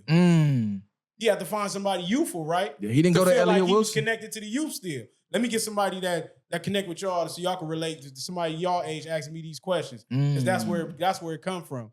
If they doing analytics, they're not going to look for people his age. But they're going to target the youth. That's why they target the youth now. But the youth still go to the old heads for advice in podcasts and radio. Like you still people going to Big Boy. He's been in the game for years at a time. You still got people going to the Breakfast Club, and they not no spring chickens. What I'm saying is, it can sway show. You got. I mean, he's an older cat. You had Tigger. You're talking about people that live in the music industry. And I'd assume that. and that's a machine. I'd assume that older people, we're still people are still getting shit from iTunes. People are still buying physical copies. The youth is solely streaming. So you're not gonna really, they're not going to shows, most of them, unless it's festivals and shit. When you go to these shows, it's Unless like it's you NBA said, young boy. 35-year-olds, 40-year-olds, niggas got wine and all type of shit, and they at these shows for a Jay-Z or for a Kendrick Lamar, etc. It's not 18-year-olds jumping in the crowd because they really can't even afford it. And now with streaming, they really far away from it. Or they just go on Amazon and purchase the show on there. But I think the physical sales, when you go to the concerts of these older people, is mostly people in their age demographic compared to the youth. Well, when you say, hold on, when we say youth, at NBA young boys. Oh yeah, NBA young boy. Yeah. I agree because I went to the Kanye. I mean, not the Kanye. I went to the Kendrick Lamar concert. It was my age and older, and if they were kids, they were there with their parents. And then Kevin Gates, when I went, it was kids. I mean, people my age and older with the at his concert. you named two niggas who tapped in with the youth still. When you go to that concert in Watts, nigga, them is all young niggas out there. But that's a festival, like you said. That's free or It cheap. doesn't matter what it is. Certain niggas not even popping out for certain people. Like, Well, certain, TDE got something that's unique because they're going to the projects. Is Lil Scrappy able to go do that? If Lil Scrappy was to get invited, I mean, he got some hits that's gonna get the crowd rocking. But I'm saying, I'm not saying he not, but how much more people gonna care about certain artists that go somewhere and then you be like, well, he popping out because now LA. we change it, like, because now you're saying certain artists. What I'm assuming that we're talking about. We're talking about legends. all artists, but my point is everybody that Little Scrappy is not big out here on the West Coast, so that's not a fair comparison. All right, let me ask this then: would Nip Def hit as hard as it did if he was not connected to the youth? He was young though, bro. So that's what makes it. Nigga, Nip was 33. Yeah, he was young. He was 33. This nigga about to, Yeah, he was about about the age of Nip. You right. But I'm saying, he was tapping to you. Lil Cotty, PG, all them niggas. Yeah, he fuck with all the. He fuck with all the young was niggas. 25. Big was 24. Like, That's true, but But how many 33-year-old rappers you know right now that's connected to the youth? all of them. we just All named of them. some. Who? I think Lil Uzi, all them niggas is in their 30s. They all like 29, 30 something. But they're pandering to the young crowd. They're not trying to like really act their age more so. They Did you still think Nip was pandering pandering to the young crowd? I No. think Nip was pandering to just what he felt came out He naturally and wasn't pandering to the organically. young I crowd. think Nip talked about the youth a lot. And he said, I want to connect to the people that I'm speaking to the people that come from where I come from. So he's more speaking to the struggle anyway. So you're going to connect with the youth and you. But not all youth are struggling though. I'm not saying that, but he was saying this is where I'm speaking to first. Of course, he broadened his demographic as it grew, but most of his stuff, Nip was giving game and relatable stuff. He told stories. He talked about real stuff he was going through. So let me ask this then. Is Drake able to make a comeback and will he be number one again? Because, you know, Iceman finna drop. We've been seeing more videos of him around. We've even been hearing platforms talking about, man, rap low-key trash without Drake. Yeah, people saying that. The last charted rap song on the charts was Drake's. I think it was Him what? and that What? Party Next Door shit? No, it was. No, what did I miss? Yeah, like I think that's what 9. And that some shit nine- And that was last year. And that shit was bunk. Yeah, exactly. But that was the last song that charted. I don't care. This is why I've been stopped caring about the charted stuff. And I don't think Drake can ever come back. People just need to let it go. He can come back and still be relevant in music, but he had never had a run like he had. It's like when Lil Wayne run was over. It's over. It's over. We wish it would still happen, but it was over. It was a time. It was to a be alive. time. Yeah, that's it. That's all it was. 50 Cent had his Get Rich or Die Trying run, and the massacre. It was over at the G Unit. Like people just holding on to certain things. Jay It's had like a time. Dre music, had a time. It Yeah. just goes back to what what I was just asking y'all. Is it the matter about the message, or is it about being popularity and just being a bop? Because Drake is a without bop. the rap came from messaging. Even when we was talking from, what was it, Queen Latifah, UNITY, and everybody else had messages in their music. That's what's missing. Now all we got is smoker crackhead music. We got, you know what I mean, shoot 'em up, bang, bang. We got the same stuff. And people say the same thing. I'm tired of hearing this. It's the same stuff. And I'm rich and I'm living this lavish lifestyle. Right. People individually talked about their collective way of how they grew up. So music didn't just collectively sound the same. Even though you talked about the same struggle, I related to you across the world from your struggle because it's similar, even though we in different places. So I think the messaging is what's missing, and attention spans is gone. And this is where we at now, because we're kept on a deeper level, on a lower frequency. This the difference though. Back then, there was no streaming and there was no social media. So there was no social media to target and there was no streams to target. The physical copies and touring, that was the bread and butter. We got to get people in the store to buy the album, to want to play the album over and over and over again, and then play it enough to where they want to go to the concert. Now we need the streams and we need the TikTok challenges and all that shit. So you're not going to get that out of messaging. So that's why the label's like, we ain't pushing that shit. Turn the TV off. Was that a message? Hey, it was. Where do you hear that song playing?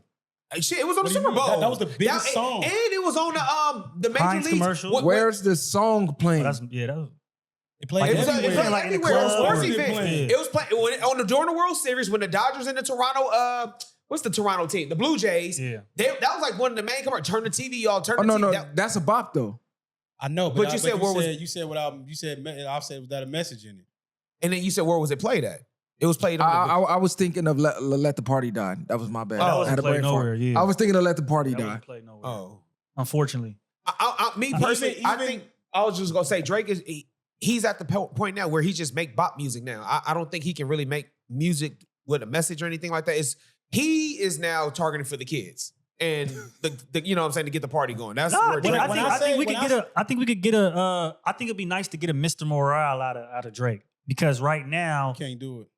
maybe he can't, but I think it'd be a great challenge, because especially right now, right? Because this is a point where we want to hear, hey, this is who I thought I was. What you thought Take Care of stuff was? That was But- his but Mr. that- but- Morales. but Like, I don't that's think the so. deep- I that's don't- the I don't Drake think can so. get, What you man. mean, Drake rapping about his age now, his perspective now, rather than trying to appeal to the young niggas? I think that's what people need a fo- want fo- fo? at this point, because you went from, I'm in my feelings, I want to be successful, I got issues with my mom, not black enough for the blacks, I'm not white enough for the whites, right? Like, he's getting a little bit deeper to, I'm rich, I got all this shit, I might shoot you.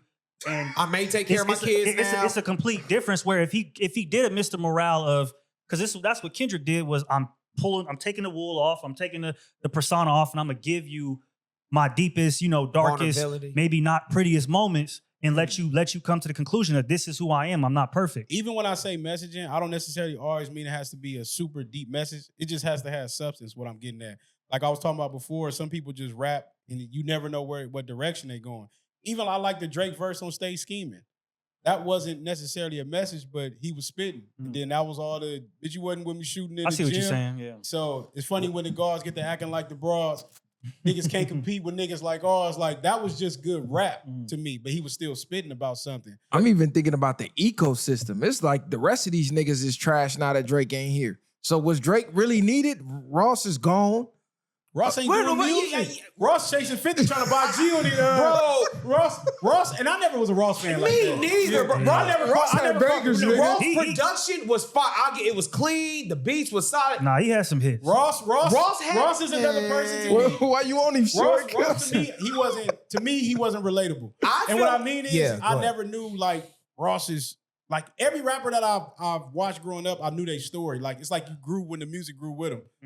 Ross, I didn't really know. He was inauthentic, bro. I just felt like Ross put on a character, bro. I feel like he was a caricature in hip hop, bro. Like he was a mixture of Biggie had a baby and Trick Daddy had a baby. It was like he's trying to be too much of everything, bro. I don't want to hear. But how you like his music? And I don't want to hear y'all say, "Well, Ross be talking about the money." What's the hustle? What's the hustle? Listen, all right, don't get me wrong. I can get Ross got some few good songs. Ross got a few good. He got a few good, but I'm gonna tell you this: he's not in the top 10 of hip hop at all. Oh, that's he's not not even in. close. He's not in the top 10. He's not in. I'm gonna just keep it real with you, bro. Ross, he's gonna come and go, bro. He does has hits. I do appreciate some of his music. I think War Ready off the top of my head, when him and Jeezy did that one song, I loved it. I thought it was great. I do like Boss with him and T-Pain. Got a fresh lineup, he got that feel good music, but after a while, bro, being fat and fly, having seizures and shit, bro, I can't take this nigga serious, bro. Nigga said woke up in the third quarter looking for the smoke. Yeah, that shit was crazy. You proved the point. You just proved that point again unconsciously because all these niggas that was tagging around Drake had the formula. Even though niggas was saying like he knew how to go get on the Migos song and adapt with the youth with the Migos. Right. He knew how to get certain people on tracks and keep that energy. When the Migos, like all them, so now Drake brought that energy to everybody else. Like we see all these rappers that fell off, and that's my point. Yeah, that was a good one. You got the Ross, you got none of these niggas that can connect. Drake immediately connected you to the youth. Where some of these niggas, we just only listen to your verse because you was on there with Drake. Right. You was on there with a Wayne. Okay, but then even like look at somebody like Jay. If Jay get on a song with Drake, Jay is still bigger than Drake. That's going to bring notoriety to Drake. So to me, it's like it's not necessarily Drake. Did Jay bring notoriety to Drake though? Well, Wayne when did. they did Drake that was one already song, popping. Drake was already hot. I think Jay got with Drake because Drake was hot. When did Drake get hot? What song made us know? The first album? No, Successful with Trey Songz. Yeah, Yes, I'll say comeback season. So Far Gone? Ransom freestyle. So far gone. Yeah. But Drake was already hot. Of course, a Jay-Z verse is a Jay-Z verse because Jay-Z's lyrical ability. But Jay-Z is smart enough to know, let me jump on this track with this young nigga. I think Jay did that. I think he attached to Drake, not the other way around. Because Jay don't give anybody verses. It wasn't like he was giving Drake a verse because his lyrical ability. He gave Drake a verse because he knew it'll fit and it'll be hot. It'll be a good look for him. Jay ain't just jumping on niggas' songs. Facts. He's not. I just think we're giving too much credit to Drake. How? Because when he first came on, Young Money or Cash Money, however you want to do it, bro, it was a machine, bro. Everything that they were producing was hot, bro. Wayne was on fire. Then they brought out Nicki. We can say it was the machine, but Drake had hits, bop. nigga. In the beginning, yeah, he was going Hold crazy. on, because Young Money was like 10 niggas. They did. It had Lil Twist and We all only of knew them. 3, nigga. Nigga Tiger, nigga Game. Hey, them niggas Oh, still Gang never had an album though. Nigga, it don't matter. All these niggas was Young Money. You didn't even know it was Young Jay Money. Mills, like it's a gang of Yeah, niggas. Past the Dutch. I don't know if y'all remember that song, but that was a YMCMB classic. I think They Drake was can going make a crazy. comeback. Rap is so fucking dry right now. I don't know. I ain't giving that nigga And credit. I'm surprised Viral hold gave him on. credit because he said he was killed. I'm like, damn, I just don't like this nigga, man. I just We gotta address the elephant in the room though. go ahead. Where the fuck is Kendrick? Nigga on tour, nigga. Nigga tired. He's taking a nap. Nigga. They not like was for 2 years. We don't have to address Kendrick. Kendrick keep coming out and do what he does. Like, he's no different. Now he's down there starting to move like Jay and them. Like, to the point where it's like, nigga, I drop when I want to drop. Yeah. So, hold on. He always been like that. Hold on. But if you gonna take out the so-called king of hip hop, because Drake was the king for a long time, who kept hip hop in the limelight, you gotta feed the streets, in my opinion. He's if not you're the gonna be the king. number one nigga, you gotta feed the streets. Bro, I don't bro. think he's a king. He's just like a king slayer. He the nigga who come in and wreck the town and he leave. That's it. He's on to his next town to go wreck. No, Is that good for hip hop? No, we had this discussion. He is one of the kings, and kings don't always need to be out there. I was just about to say, It's the same we can't thing. expect Kendrick in another artist. We can't say, okay, you slayed the best in hip hop. Now we need you to be the face of hip hop. No, I slayed the king of hip hop. I want to dictate how I want to dictate. The rules are no. I am not going like Drake. I'm not about to be on everybody's song. I'm not about to be singing on everybody's hook. No, I'm gonna pop out when I feel like, because now I'm the king. That's what make me me. We didn't hold that same torch to Nas. Exactly. Nas, I don't think Nas was ever undeniably just the king. Well, because he had a lot of competition. He's a GOAT, but he wasn't like, oh, Nas is running rap right now. But once he destroyed Jay, did he not destroy King? The face? And what did Jay say? Nigga, you dropped one hot album, maybe that's what's a 5-year average. Nas wouldn't even drop music like that back to back. What I'm saying So is, Kendrick wasn't was either. Kendrick destroying Drake bad for hip hop? Because when Drake was running rap, they wasn't saying rap was dead. Nope. To be honest, Nigga, this is Nas what I'll said say. it was dead a long time ago. What I'll say is that I think he didn't kill hip hop by killing Drake. He just kind of pulled the curtain back on the machine. So Yeah. I think, because if you really look at For All the Dogs, right? 2018 Scorpion drops, and that's a double-sided album. That's Drake's last good album. To keep it 100. Even that album is questionable with the Kiki, Do You Love Me, all that shit. That shit was terrible. Questionable, right? Hear me out. But he had hits. He had hits. I think from that point on, it's been straight machine, and we've kind of just been keeping Drake alive as the number one because of his dealings with Lucien and Apple and Atlantic and all these other labels. When in reality, the music, though, if you go out in the streets and you go on Twitter, For All the Dogs wasn't hitting like that. People wasn't really like, damn, this is the best shit I ever heard. Even that first person shooter was manufactured. He went and got J. Cole and you know, they put the money behind it and did all of that. But sound-wise, it wasn't really that good. So I think Kendrick didn't ruin hip-hop. He just showed that right now hip-hop is really being ran by the machine. Bruh, all these niggas is characters. Diddy killed hip-hop right now. Yeah, so I'm gonna No, let me explain. Hold on. Yo, where you going with Diddy this killed shit? hip-hop. Look, first Cat Williams put us on notice about niggas in this industry. Bam, he set the flame. He sparked everything. Diddy got exposed and he had tapes on all your favorite hip-hop people. Them niggas had to go and hide under a rock, nigga. Niggas started getting exposed for being fruits and all this other stuff. They like, I'm not putting nothing else out there. You couldn't be fake no more. You couldn't play this character no more because you don't know if your files is coming out. Now it's to the point where you have to go hide. Niggas started leaving, nigga, Dubai, out the country, nigga. Russell Simmons left, nigga. Everybody was gone, nigga. The Diddy files opened up the floodgates to where everything was at, and these rappers was like, I got my chili. I'm getting up out the way, out of sight, out of mind. These niggas ain't trying to get in the booth no more, nigga. Industry They cook. worrying about something finna come out, nigga. Diddy did it, nigga. Diddy It's a did it. wrap, Diddy files nigga. kill hip hop. It did because now they scared, nigga. All them people turn their back on Diddy, nigga. Had to start beefing with Drake. He probably knew too many secrets. It's like, nigga, they all knew, nigga. They always at them parties together, nigga. All these niggas The that Drake came, name didn't come up in that shit. Huh? I'm not even sure. No, I about know, it. but I'm saying I'm trying to think. I don't think his name came up in I that don't think shit. he was, but didn't Diddy pee on him? He ain't invited. Yeah.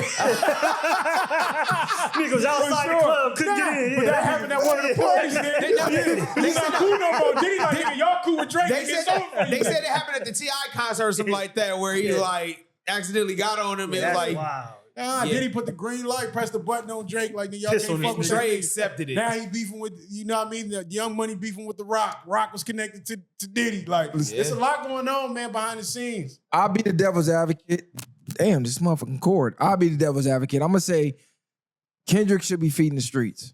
He should. You slayed the number one nigga, the hit maker, the chart maker, the chart topper, the feature man. These niggas features ain't even doing it. We don't hear nothing about nobody. That didn't happen until Kendrick took Drake out. And I'm not saying he shouldn't have, but once you do that, if you're not gonna feed the streets like that nigga was, what are we really doing? Because hip hop is dying. People saying rap is dead, and if you're the king and you're not trying to save it, what the fuck going on? What if he's the supernova though? The fact that niggas still trying to blame Kendrick because another nigga pen is trash is crazy in itself. I agree. It's like, nigga, he just can't make the same type of music, nigga. He got exposed on how he was making his music. And then let's even get it to another picture, nigga. We didn't have a conversation where they said his ghostwriter came after him. So if the ghostwriter thing was for real, he was never making them hits that you thought he was giving y'all anyway. I agree. So outside of that, if you lost your ghostwriter, nigga, you lost your soul, nigga. You lost your talent. I'm just saying Drake can still make something, but what is he doing? He don't care about music like once he seen all that happen and the machines and everything else, and they got a dose of how hip hop is. It's nobody that's really making music like that. I don't blame Kendrick. How many songs he supposed to feed us before you say, when is somebody else gonna do something? That's besides too, I was gonna say this. Now that Kendrick is the king, what's stopping other niggas from challenging the king to take his throne? Oh, well, you know niggas ain't. Niggas already they saw what happened to Drake. They're not on that level. It don't matter. It ain't about challenging them. What happened to niggas putting out hot music? That's it. That's all I'm trying to say. I'm not saying they have to go at Kendrick, but my thing is this. If Kendrick is the king and he's the standard, then raise your bar game up so you can get up there like that. So if real lyricism is back, is exposing the truth is back, let's start setting the trend of going this way. It was already about when Drake was popping. Everybody wanted to do the sing-along songs and all that soft shit. Drake is that's no longer the fad. Now we're going back to real music. Times has changed. Step your game up, step your bar game up, and try to run hip-hop what it is now. So if Kendrick don't put out another album for another 5 years, y'all cool with that? I'm cool with that. Yeah, because he did. Y'all cool with that? GNX was a hit, and it took him about 4 years to make GNX, 4 or 5 years to make GNX. Should I still be mad at Terrence Crawford for retiring? No, because you retired the best at your game. You retired. Jerome Bettis, he retired at the Super Bowl. You retire on top, bro. You can't be mad. If Kendrick say he done right now, y'all not mad at that? I'm not mad. Because he did what he did. Thank you for what you gave us already. Yep. You put out plenty of music I can still listen to. I'm not mad at it. Like I'm not mad. And you went out on top. You went out as a champ. I'm like, damn, yeah, like okay. It's like, no, you only like damn because it's like this era of the NBA right now. Ain't nobody gonna be happy that he retired. Y'all niggas, that's it. Ain't nobody gonna be like, damn, Kendrick retired. That's cool, nigga. You at the? I'm gonna be like, that's crazy. What the fuck? Niggas gonna be hot, nigga. What niggas talking about? Let me tell you how I'm gonna be.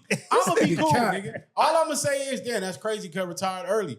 Nigga, that's it. It's the Barry Sanders effect. How can I be mad at a nigga? It's gonna be the Barry Sanders effect. We always be like, man, Barry Sanders had more time, or Megatron with Calvin Johnson. But my thing is this: he gave us a GNX album. It was a great album. It's gonna be hard to follow up behind that, bro. I mean, I don't know if he's gonna have that. I think he can. How is it gonna be hard to follow GNX if he could follow behind Good Kid, Mad City? Well, that is kind of crazy. I mean, GNX was as easy as that was like a mixtape making that shit. Yeah. Okay, I understand that, but I'm saying he can't. Again, now nigga rolled out of bed, put on a white tee, Dickies, and nigga just came to the hood to the set. Now all artists is great. Let's just be real. When you, all right, prime example, when we did 50, Get Rich or Die Trying. Then you got the St. Valentine's Day Massacre, bro. After a while, wasn't nobody bumping the Curtis like that. Wasn't nobody bumping Animal Instincts like that. What I'm saying is, over time, the albums are not going to be as great. And what I'm saying is, he has nothing but classic albums. Eventually, he's going to take a dip. I don't think he's going to just always give us top tier albums. What I'm saying is all his albums been hit. Eventually he may take a hit. So why not just retire on top?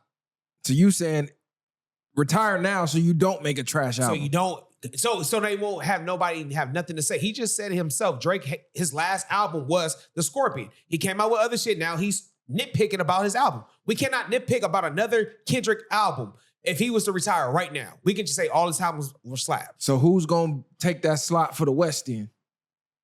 Nobody. Ain't got nobody, bro. The West is cooked. I'm gonna be honest with you. E40. West is cooked. I mean, hey, even LaRussa was God sent. But the Mozzie disrespect is crazy. These niggas forget Mozzie. Mozzie's not taking her to the West. With Mozzie, but it's like he's not taking the West. YG's not taking the West. Game time is done, bro. I don't know. We have nobody. Nobody got it, bro. Nobody got it. Like we need to stop trying to crown people on the West. Could be that too. Wait, who we crowning right now? Until we move away from gangbanging, it's not going to be. Because Atlanta looking kind of crazy right now. Until we move away from gangbanging and on the West Coast, we're going to be cooked. I'm going to keep it 100 with you. Because as the nigga that don't bang, it's a lot. I don't know this hood. This nigga said some shit and you say it. Now nigga like, thinking you from there. You just repeating the lyrics. I don't want to repeat lyrics to somebody's hood or somebody. I'm dissing somebody's set. I ain't even know. Like, this is the kind of shit that. Kali, that's no, bro. You bumping that game, baby. This is the problem with West Kali Coast tryna go music. viral. Hold This on, is hold the on. problem with West Coast music, unfortunately. It's just too gang affiliated. What about the Bay niggas that do that? What about the drill music and They shit? niggas don't be really on no gang shit like They that. on gang time. What you Man, mean? You got EBK, you got EBK, certain J-Bo. niggas, but it's not the same. You don't got niggas out here talking about neighborhood to neighbor. If you come on, KB, go get her.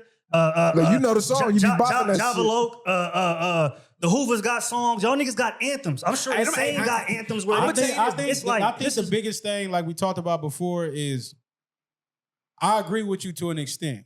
Gangbang music is a detriment because that's the only music they make.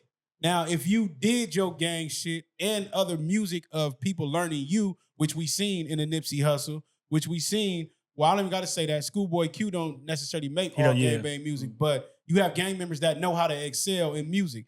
You had the Dub C's, you had the Snoop Dogs, you had the DJ Siders, you had the DJ Quicks. So I don't think it's just gangbang. I think that's when the only thing you can talk about is gangbanging.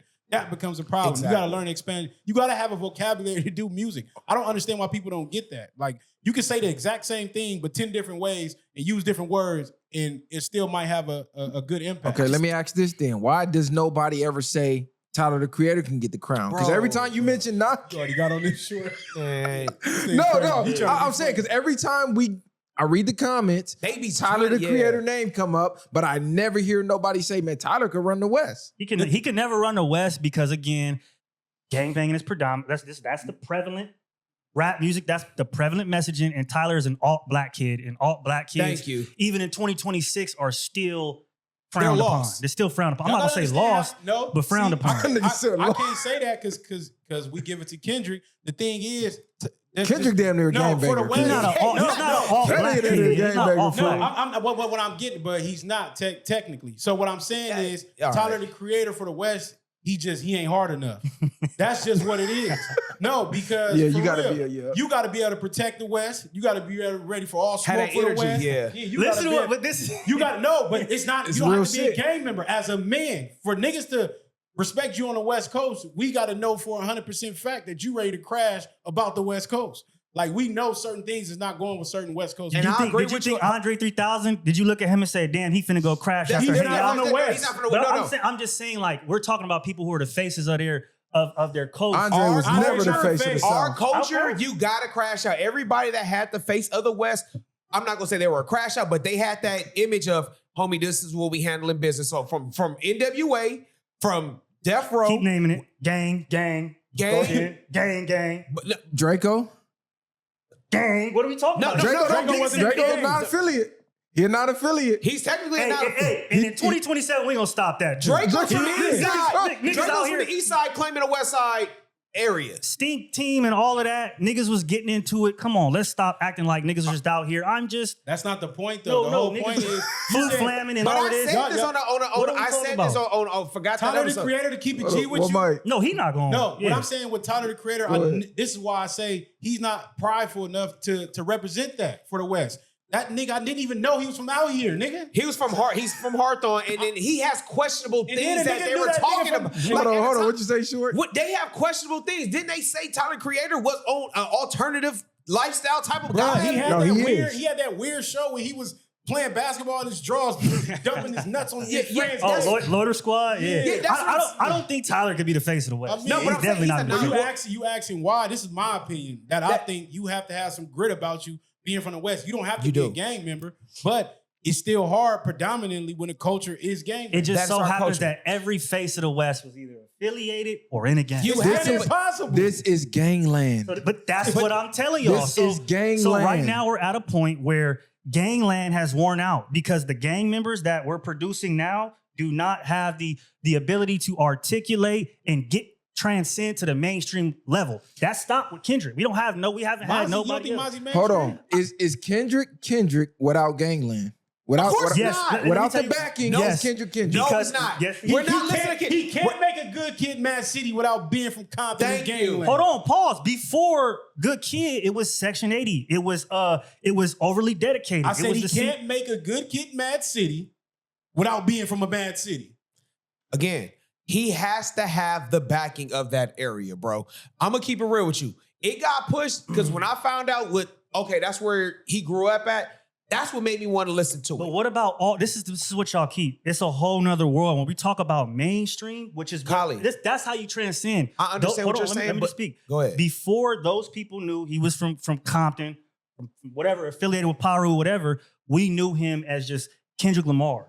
We knew him from Section 80. We knew him from Good Kid, Mad City, or not from Good Kid, from Overly Dedicated. He had hits like ADHD, talking about how we are a product of being crack babies. He had certain little club hits on those albums. I didn't know all that. I didn't even know him from Overly Dedicated. So this is what I'm saying though. So like that's because that's when I was outside. So my generation really grew up with him.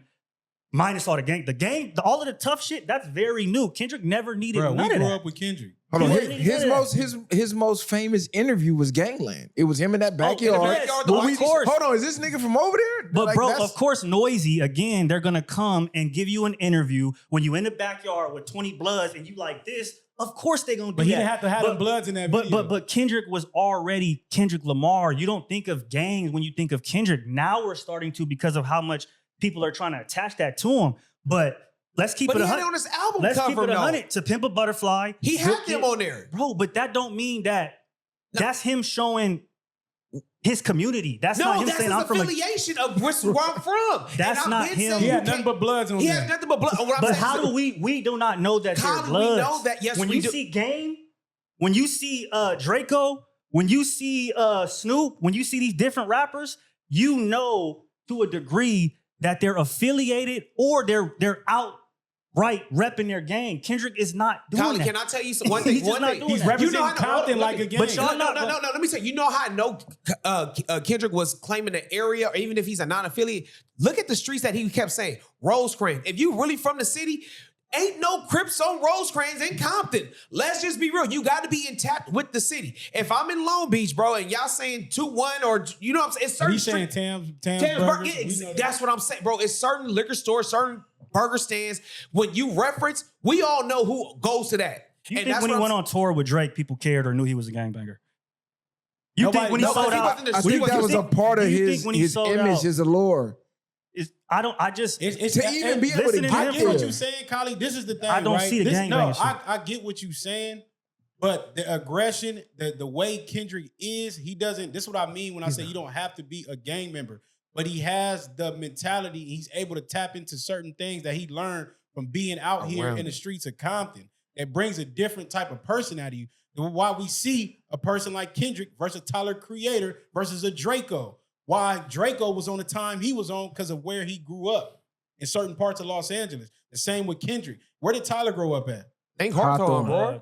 It's nothing but traffic over there and bad parking in apartments. We all know what's going on in Hawthorne. But what defines Kendrick, we don't define him by the streets because he rapped about different things. That's what I'm getting at. That's what I mean when I say it's not the fact that these niggas is gang members. They don't supersede past the gang mentality. They don't talk about real shit. They scared to be vulnerable. They scared to have real life in their music besides making them thinking they look good by chipping something, the things that they think they need to be respected by. But the artists that get past that, the Snoop Dogs, the Tupac, because he started banging M.O.B. once he got the Death Row. The Eazy-E's, the people, even Nipsey. He still had messages in his music, and he still was gangbanging in his music until the day he died. So to me, it looks like it's just more of a, like I said, you got to have that grit. You don't necessarily have to be a gang member, but you have to be real strong, I want to say alpha male, for niggas to accept you on the West. Think about GNX. Ain't no GNX without that attachment to gangland. Even something as innocent as squabble up. Nigga, that's gang shit. Yeah. Telling Drake, you ain't never caught 3 Phase back to back. That's gang shit. Even though he's not affiliate, the mural, he tapping into the gang. Whacked out murals. But y'all are talking about, again, y'all are talking about year 20, year 15. I'm talking about from year 1 to all the way up to year 20. Well, even Money Tree, you talking about. You don't. What was the first album? You don't need to gangbang. Hold on. What was the first album? Overly Dedicated. That's the first album. No, the first official album was like, oh, this Kendrick. Was it Good Kid, Mad City? Section 80, really. That was a mixtape. Okay, I'm talking about this album was Good Kid, Mad City. If he didn't have to do that, why did he start to transcend and implement that more in his music? Why did he start to get that route? Because he just recently did that. No, he been doing that since Good Kid, Mad City. That was the first album he started doing that on. When I'm with the homies. That's what blew him up. But Money Trees, all that. But, and I was about to say, because J Rock was on there talking about he's like, he was referring Nickerson Gardens on there. And again, I get what you're saying. Even the skits was like Kendrick. Some gang shit. Exactly. Like, hey, come get. But when people, you have to be affiliated. No, you have to be from LA to understand that. When you're not from LA and you just outside of it, you just hearing skits. You're not. They're saying blood in the skits. But you're not thinking of, oh, Kendrick's a gang member. You're not attributing all of that. You're not connecting that with Kendrick when you're listening from a mainstream level. You're just not. I'm listening from a listening ear, and he's talking about when I'm with the homies, the van and everything else. You got the homies talking about doing shit. In the skits, they're talking about active things, participating. Even that whole song, when I'm with the homies, he talking about doing shit because he with the homies. But exactly, he's been an active participant. He's just not like a J. Cole. I just don't see the gang of. You're not looking at Kendrick like J. Cole, fool. Yeah, no, I don't think no, we're definitely not.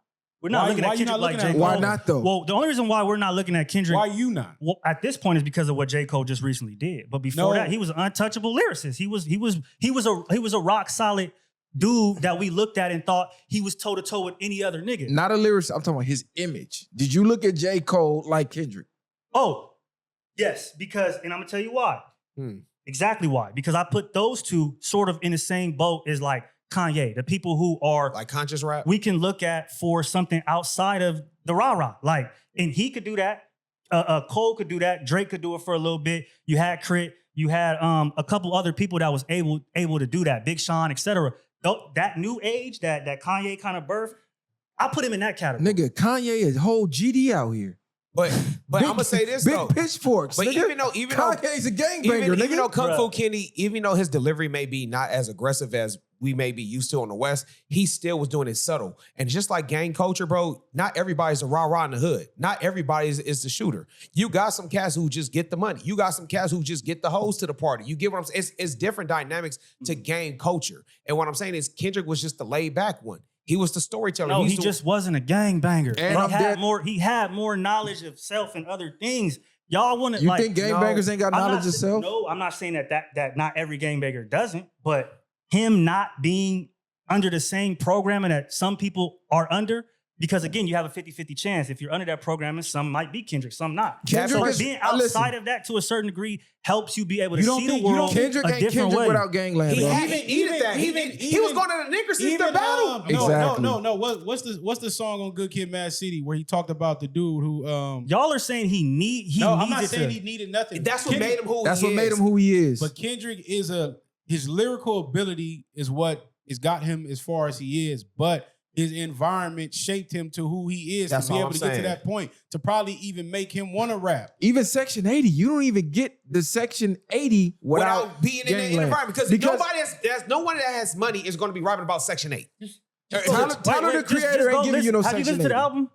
Yeah, bro. Yes. I'm trying to listen. So you think the album's about Section 80? No. You want to go there? Because at the end of the day, you don't even know about Rosecrans. When he's talking about, he's referring things. Those are streets that he's talking about where the homies be From at. a mainstream level, nobody cares. That's what I'm trying to understand. Yes, he does. The whole world cares. No, they don't care about. You know why they care? Because our influence has influenced the whole United States. That's why you got hoods in LA. You got a Hoover in New York. No, I'm just saying. He's saying it don't matter. It does matter because our culture doesn't matter because nobody's been able to replicate. Hold on, let him land. I'm just saying our culture has impacted and created a whole genre when you got cats acting like us in different parts of the world. You got people in Japan banging crip. You dig what I'm saying? You got Africans banging Damu. Wait, that's in Swahili. Like, let's just be real. Our culture has impacted this shit. Compton has played one of the biggest roles in hip hop music as being a staple for just rap in general. I think him even just mentioning Compton, because we could have said that Crenshaw and Slauson didn't matter. Now it's damn near it's an idol of government business. Now it's a tourist attraction. Now it's what? Nipsey Hussle Square. Nipsey Hussle Square. Yeah. And people was coming out here buying the Crenshaw shirts, going just to see what and Crenshaw. And let's just be real. When Nip was alive on a come up selling this album, it was dangerous to go over there. Wasn't nobody go over there to support that? People are going to Tim's to take pictures because Kendrick talked about it. They're going to that mural, all other different things, but everything matters. Compton played a big part in his life. Even gang members played a big part in his life. The gang members are some of the gang members that helped him believe in himself. He might have Told played. him you need to be doing it. Stay away from this or go do that. I think we're having two different arguments. I'm not negating what has played a part in his life. I'm negating what people see him as. I think the majority of people do not see him the way that y'all see him because, again, y'all might know some more of the inner workings. He's from Compton. He's from Los Angeles County, where we've grown up in. So we've been able to see certain things that if you're just tuning into Kendrick from across the world and just that's not something that you're gonna pick up right away. You're not seeing him in that. You're not seeing him in that light. He did it subtle, and even in the Super Bowl, he has Serena Williams Crip walking on the corner. Like what I'm saying, he just does it subtle. He's just not overt with his gang banging, bro. And that's what I'm saying. You're having Serena Williams Crip walking at the Super Bowl. That was goofy anyway. That was goofy anyway. If you're keeping it, listen, that was goofy as hell. Whether it was goofy or not, Kendrick always implements gangland in his imagery or in his music some way. Even though he's not a gangbanger, he implements the streets because he knows hip-hop come from the streets. I need to be tapped into the streets, especially if I'm gonna be number one. You name a nigga that was number one that wasn't really tapped into the streets. I just don't think people view him as even a street Eminem guy. was tapped into the fucking streets. Nigga, 8 Mile and all them Detroit and niggas. I don't think people viewed him as a street guy. They were saying Samuel L. Jackson was around playing him, Uncle though. Sam saying, hey, too rough. He was saying, let him land. No, I'm saying he played Uncle Sam in the Super Bowl saying, hey, that's too rough. That's when they had to do the Luther song. He was saying it, bro. He was saying, hey, bro, that's too ghetto. Tone it down. Show them what the white folks want to hear.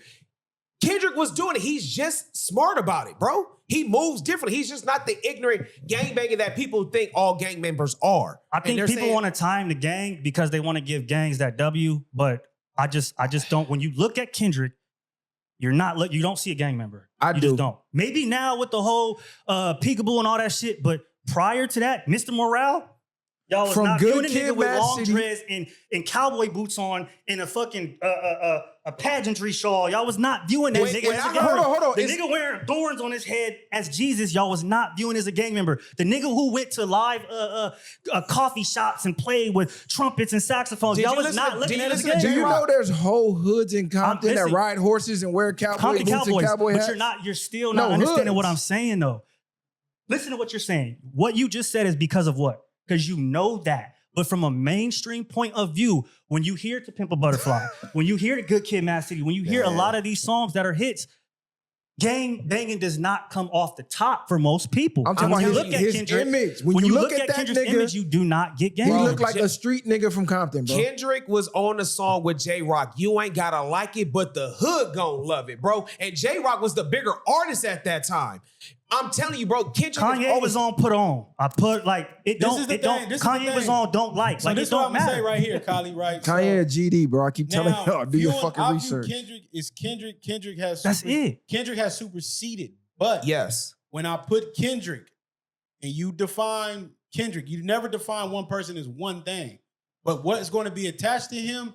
Yes, the gang at some point. It might not be the main thing, but you're going to understand. If you're a Kendrick fan, you understand what comes with Kendrick. Comes with it. The consciousness, the gang, the intelligence, everything else is what makes Kendrick. But a big shape of that is, yes, the support from Compton.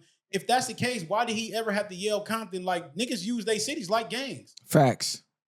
Let's keep it 100. He used Compton like a gang. Niggas use that as a mark to, they want you to know that. Because if that didn't matter and you just looked at him as an artist, what the first thing you're gonna say? Well, where did he come from? Oh, a man that grew up on what is it? 142nd. Yeah, or where Parmalee and all that. Parmalee, in the West Side. I don't know. When I listen to a lot of the songs, a lot of his music, I don't get that. His imagery, his creativity, a lot of the music videos he's had, etc. Some of them do have gang imagery in it, but I think a majority of his art and creativity is not surrounded by that. I think he's reaching from other places and creating other things. And I think when he appears on camera, the first thing he's not trying to give across is gang member. But I just don't think that's the first thing. I think you just conflating like burnt out gang members, C-Mac, 4Extra. No, I'm not. What I'm saying is that. Do y'all remember the original topic? That's Kendrick. Yeah, you guys asked if Tyler the Creator could run a West, and you said no. I said that Los Angeles hip hop will not transcend from this point forward until we get rid of the gang banging, at least so heavily in LA rap culture. And then I talked about how you might get caught up for just playing a song. That's never gonna happen because LA culture is gangbanging. I know. And so then therefore, in the next 5 to 6 years when we're still having the same conversation because niggas want to still keep holding on to this shit and thinking that that shit is going to be the nucleus of this shit and it's died off, it's over with, nobody wants to hear it. And y'all just, a lot of people don't want to wake up and understand it. Niggas don't want to hear it. I disagree. Hold on. Did you think Nipsey Hussle album was a classic? I did. For sure. He was even banging. The gang bang Even the gang, because he was last time that I checked. I love Listen, Nipsey's hold album. on, time out. Love They Gang. said Draco the Ruler was the next face of LA. Draco image is gangbanger. And he died before he was able to even transcend. That's not the argument. No, the argument is That's the point. he was going to lead the West musically off of gang image. Stink Team, like you just said, Brett Flossin. So it was a possibility. He was over there with the neighborhoods. Like he was damn near an honorary Crip. So look, the same way Kendrick is damn near an honorary Blood. So go look up some stats. After Draco drops a song with Drake, right? He has a slight increase. He does the Rolling Loud, et cetera, et cetera. But if you really still go look at the analytics, it's still local shit. Unfortunately, and I'm not. It's not to disrespect Draco or anybody, but when you're in the city of LA, I think we think shit is bigger than what it is, bro. No, When you Draco, get up outside, I was it's one not to say that- that. Draco it's just not had an that early big. demise. We know for sure Draco was going to the top. But why though? He made enemies. Because he created a whole sound. He didn't sound like nobody. He created that mumble. everybody. He has so many people that's still trying to be like him to this day. Yeah, what I mean is early people like that you know are going to make it. Lil Snoop I use for example from Louisiana. Made it to Philly. He was starting to get global. I knew him of his music in California. He died early, but I knew he was going to be a star. I didn't have to think of nothing else. See the analytics. You got Big L. You got Stack Bundles. I mean, you Mossberg. You can go down the list of names who died early before they made their impact, but you knew they was going to be on their way, like he said. But you still have to take into account as to why they met their demise early. And then you have to take into that same thing you have to apply to why West Coast rap is not succeeding in the way it is. Man, Offset just got popped up at a motherfucking at a fucking casino. Is he gangbanging? I think that's just hip hop culture. Period of getting. It's from the streets. But violence is gonna be in hip hop because hip hop come from the streets. The West Coast, y'all. Why are we acting like we don't know what y'all just came here and said? Drill didn't start on the West Coast. We don't do that drill shit. And is drill cracking right now for real? It was. It had a moment. But it was. So let me land. Everything that we're talking about, and this is low key to let the party die. That he's talking about all the rah-rah, all the violence, all the shit that we're talking about. People are tired of it, bro. Let's just keep it 100. We don't want it. We don't always want to hear it. It's cool to have it, but for that to be the only thing that we're putting out of the city, that's trash. Jay-Z still rapping about selling crack to this day. But that's what I said from the beginning. I said because I like to hear gangbang music. But at the same time, I like to hear soul music. At the same time, I like to hear R&B. At the same time, I like to hear oldies, even from artists. This is the difference what people confuse. We had more MCs growing up than we did rappers. Now you have nothing but rappers that don't have no real intelligence when it comes to making music. And a lot of things have changed. Like I said, when we was talking to Snoop, I said, what do you think was better, when people was in the studio together or these niggas was just sending tracks off? And a lot of things have changed. These rappers don't work together. They're not really as passionate. Niggas looking at it as a get-rich-quick scheme and want to be famous. These niggas don't care about making hits. Facts. So most of these rappers don't even want to write their own shit. So we can just say then the genre of rap is just dying, period. Not just the West. It's just it won't ever and die. That's why, it won't ever that's die. why I asked. It won't ever die, but that's why I asked in the beginning, is it more about the messaging or is it about the sound?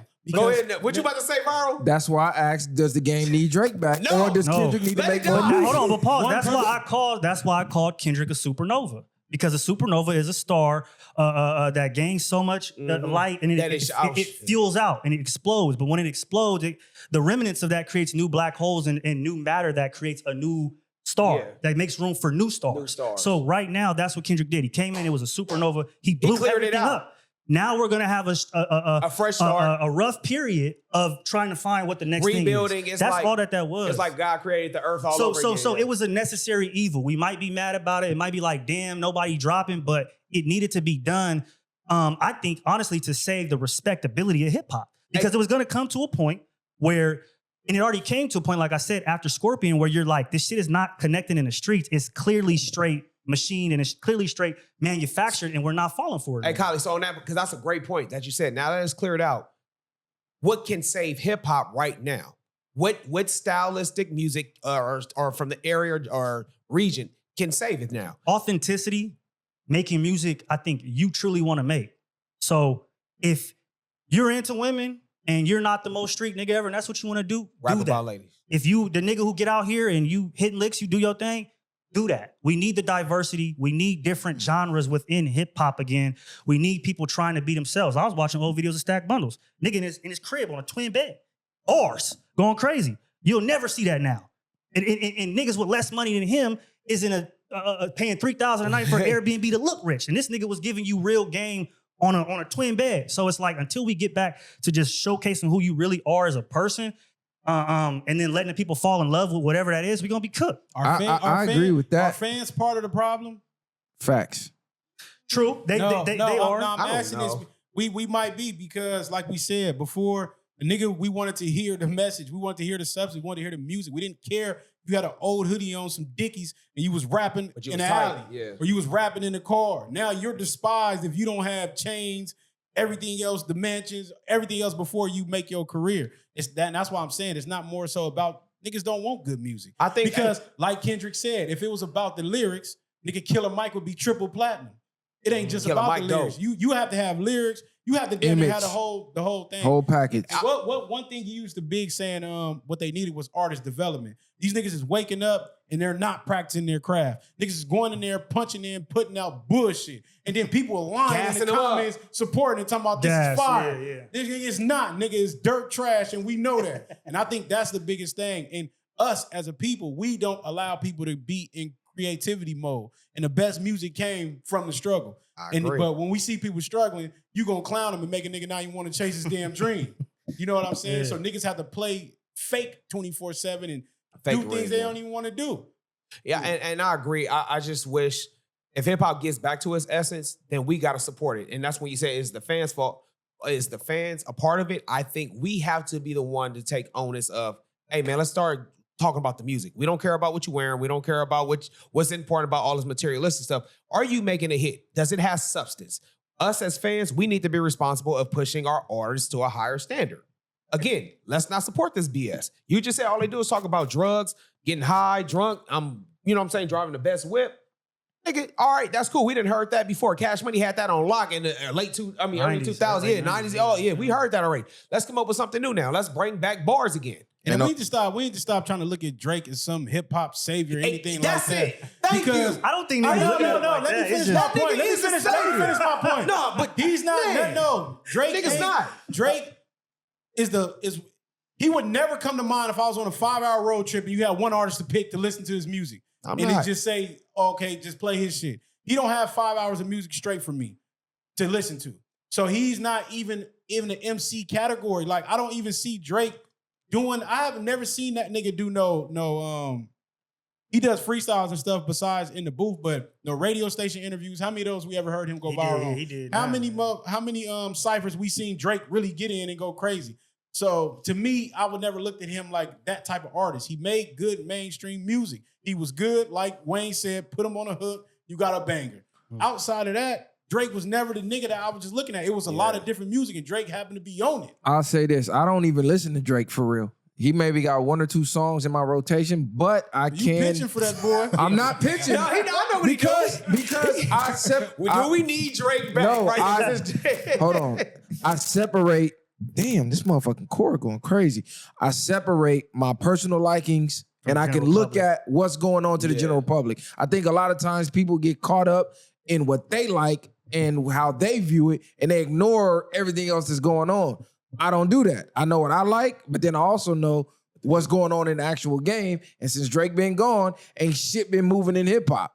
All of these lyricist niggas is, they the essence, and they're not even putting music out. All these niggas who was like, Drake ain't this, and where the fuck are y'all niggas at? T.I. had to come out of retirement because of a rap beef, nigga. But he wasn't just making music.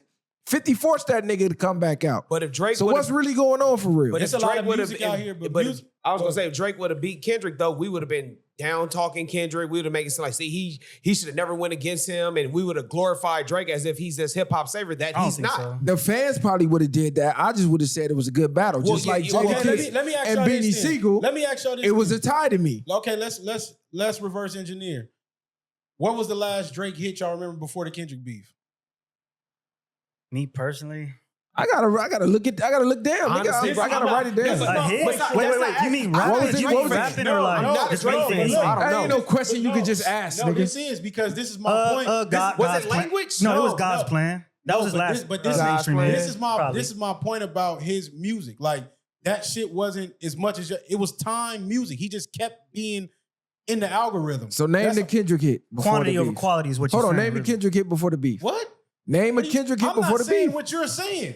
What You're I'm saying is, you're saying like he's the savior, nigga. What I what- see, My point yeah. is, What I'm saying my point is is- where music is at. Niggas is holding him up way too much on the pedestal. agree, It was yeah. other niggas. Pusha T and them drop shit. You know what I'm saying? We was talking about that. It came and went. Music is just coming and going. It's That's really the truth. It's damn Yeah. to the point where it's bigger than just West Coast. Niggas is trying to sound the same on every coast. I don't- That's why drill went I from. agree. That's why drill went from Jacksonville to Philly to Cali to everywhere else. Niggas want the nigga. We got niggas trying to look like Von, dreads and sound just like. But that's them niggas. social media. But what I mean That is the result of social media, the though. point is though, Drake was never the one just carrying hip hop. He was, though. He Yes, was. he was. Yeah, he I was. agree with This you. part, no, it wasn't. I No, get it why wasn't. you feel that way, This but nigga yeah, crazy. Yes, he yeah. was. He nigga. There was was a a lot moment. of great music out. You got to think when Drake was out, his run was Future was popping too. My bad. Go ahead. He was His carrying hip hop, bro. His run was still out when I'm On One came out. That's part of Drake's run. Yeah. Yep. Bedrock, all that stuff is part of Drake's run. Love Me with Lil Nicki Wayne. was hot. All them What was are you still trying hot. to say, Wayne, though? Wayne was still hot. He was It hotter than wasn't all just them, him. though. Nigga, it wasn't just Drake. He was just on everything that was hot. When Wayne fizzled out, Drake was carrying the torch, bro. Future had a moment too, though. Future was. I'm not Future saying they was didn't running have the game. moments. I'm did. saying who was number one carrying the shit. Every 'Cause time it was it Drake. was Wasn't them When niggas. Fetty Wap came out, he was number one.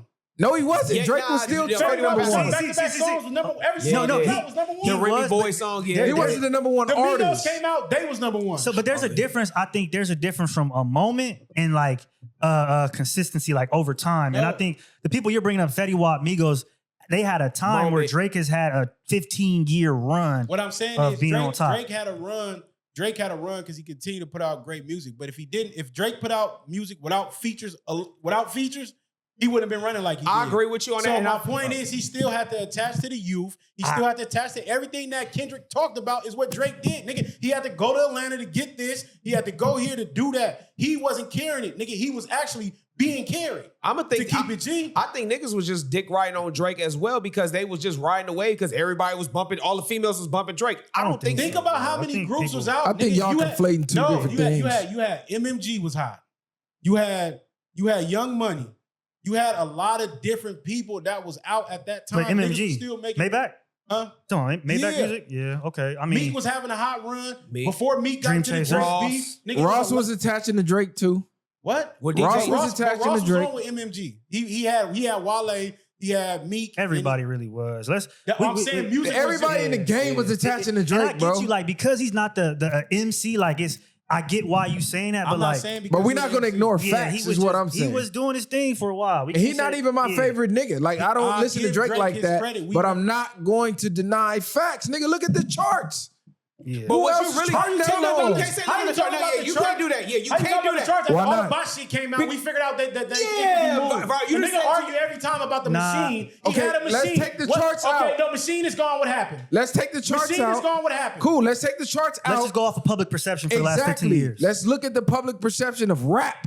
Let's look at his peers' perception of him for the last 15 years prior to the Drake and Kendrick beef. A lot of I niggas was understand. dissing. I DMX never, was- I Bro, never you said talking Drake about one wasn't nigga. on top. But if we getting down to the nitty gritty, Drake had hits and he stayed relevant by dealing with all new artists and the artists that was He hot. did. It wasn't an artist that wasn't hot that Drake didn't collab with. You YG. can't name He one. hopped We're on not every- asking why he did it. That's just the point. Y'all did- conflating what y'all he did it personally because like of I'm not relevancy versus the deflating reality, my point, bro. my- And for my point, every- and as soon as niggas stop fucking with him, We hear no more hits. No, he took a public, his image took a hit due to the beef. It wasn't niggas stop fucking with him. Niggas stopped fucking with him because of the beef. And let me play devil's advocate. We talk about chose a side. He's been good. Except for hold on. We talk about still publicly love this. We nigga. talk about Fetty Wap. I'm hopping on Fetty Wap or Migos or a couple other people's tracks, right?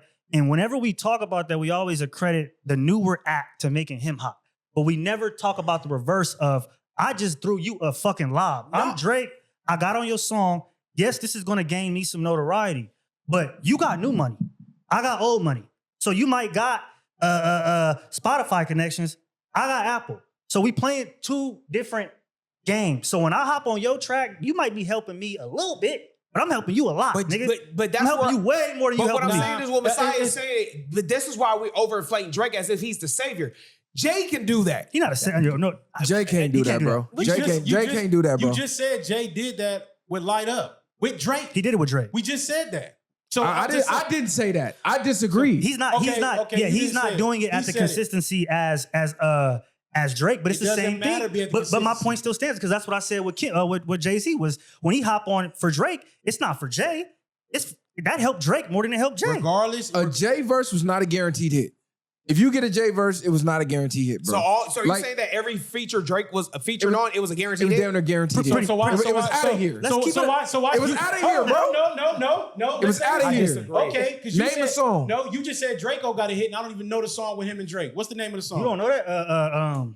Never heard of it. Draco, that's a slap. I can't think of the name. Draco told that they didn't promote that. They didn't really put it out. Now we making excuses. Is it out of here or is it not?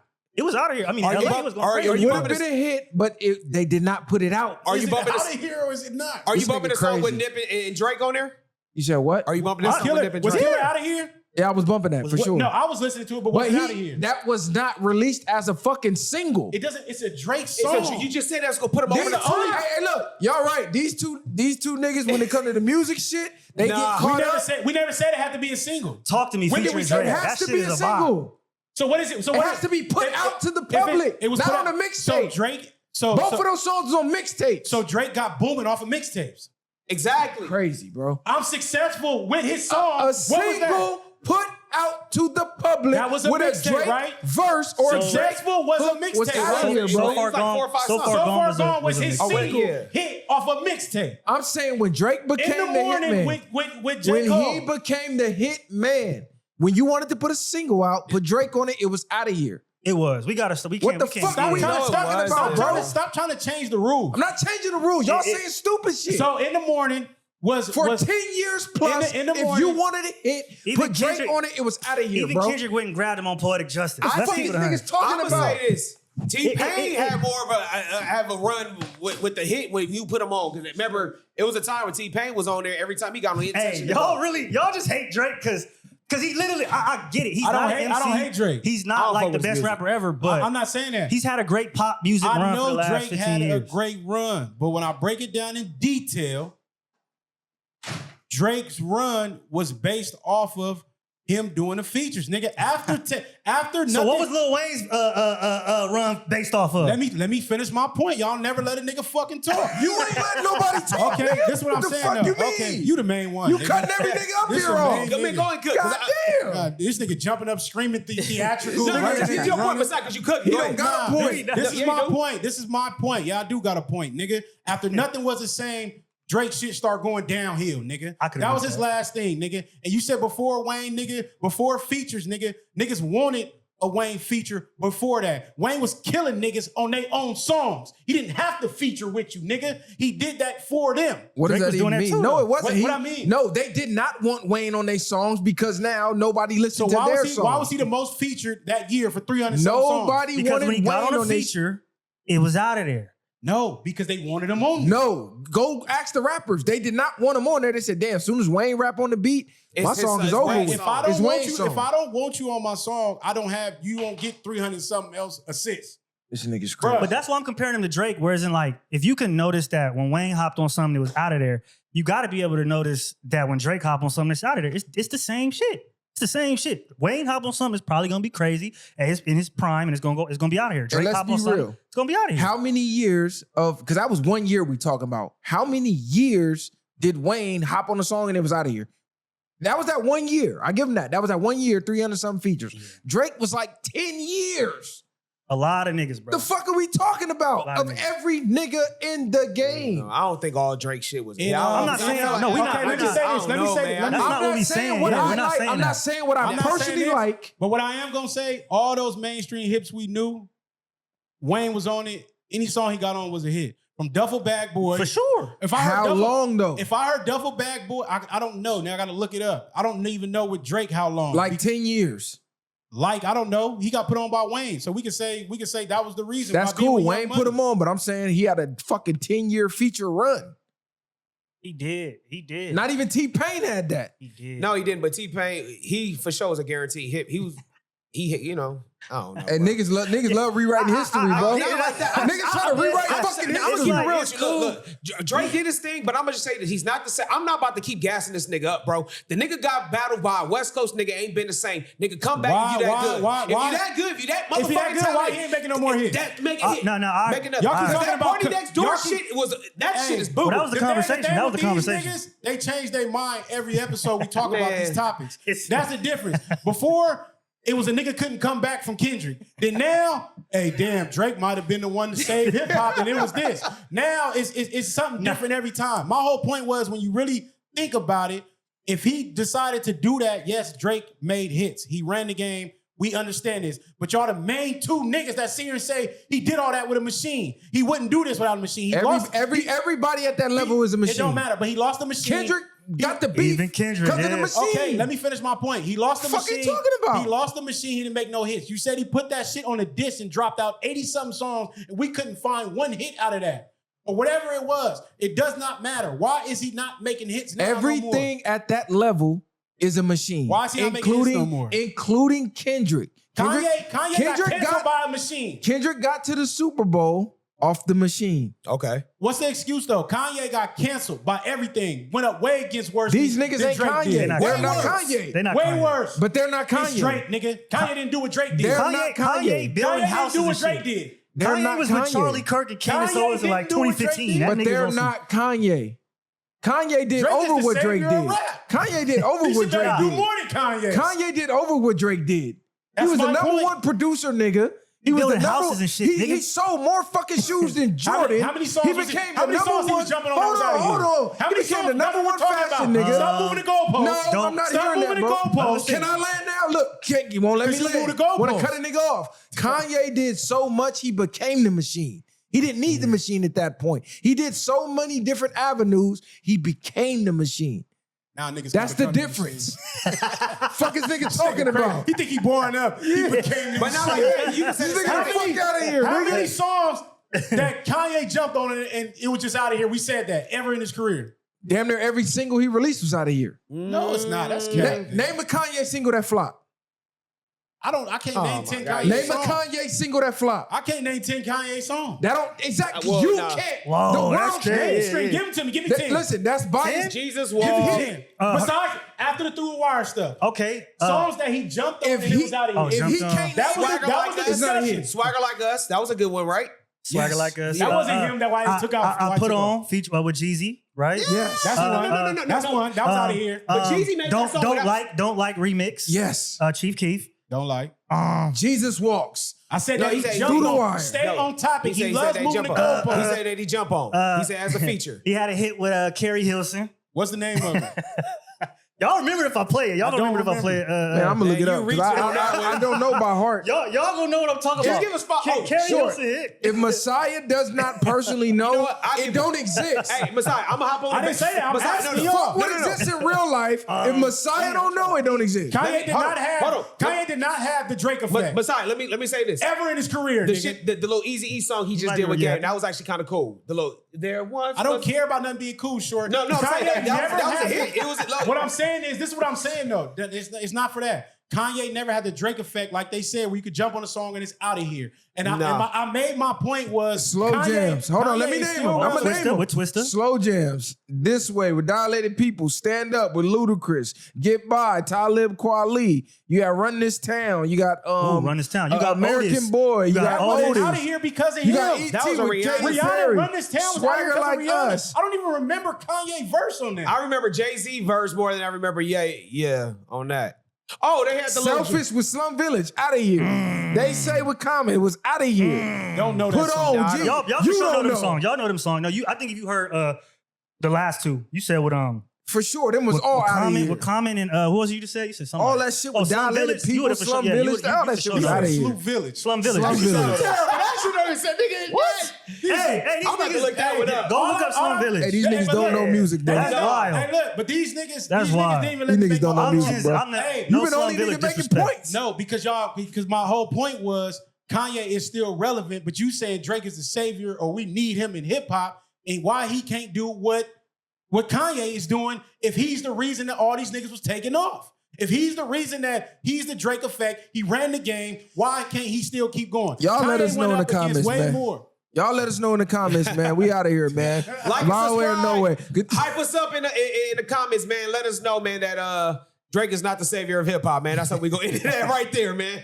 Well, name one. Okay, name one person who is. You gonna say Lil Boosie? No, I'm not. This nigga. That nigga gonna agree with you on some dumb shit. Frank Gibbs. Yeah, he gonna, oh yeah, Boosie wasn't for the why same trying to hip put your hop. thoughts, Both his of these thoughts on niggas. you? I already know. Both Just of say, these niggas. just say you think Boosie's the savior of hip hop. It's okay. No, he's not. So who's the savior then? What do you mean? Who's It's the the fire savior? way. Go ahead, give us your opinion. It ain't no savior right now. These niggas trash. That's why I'm asking. Should Drake come back? You saying we Drake don't. is The savior. streets are not asking for Drake. We Drake don't never want him. Who the streets asking for? Y'all said y'all not asking We'll for come back to you on the next episode on that one. Hey, come back and we'll give you the answer on the next episode. rewriting history. How These can we niggas say crazy. something that ain't? Ain't no handouts, I did it from the ground up. In the streets, thugging hardest where they found us. Got a problem, nigga, watch my troopers mount up. My bitch is bang too, and you a lame though. You niggas ain't outside, yeah, we came through. You want your lights up, we put you on the shade.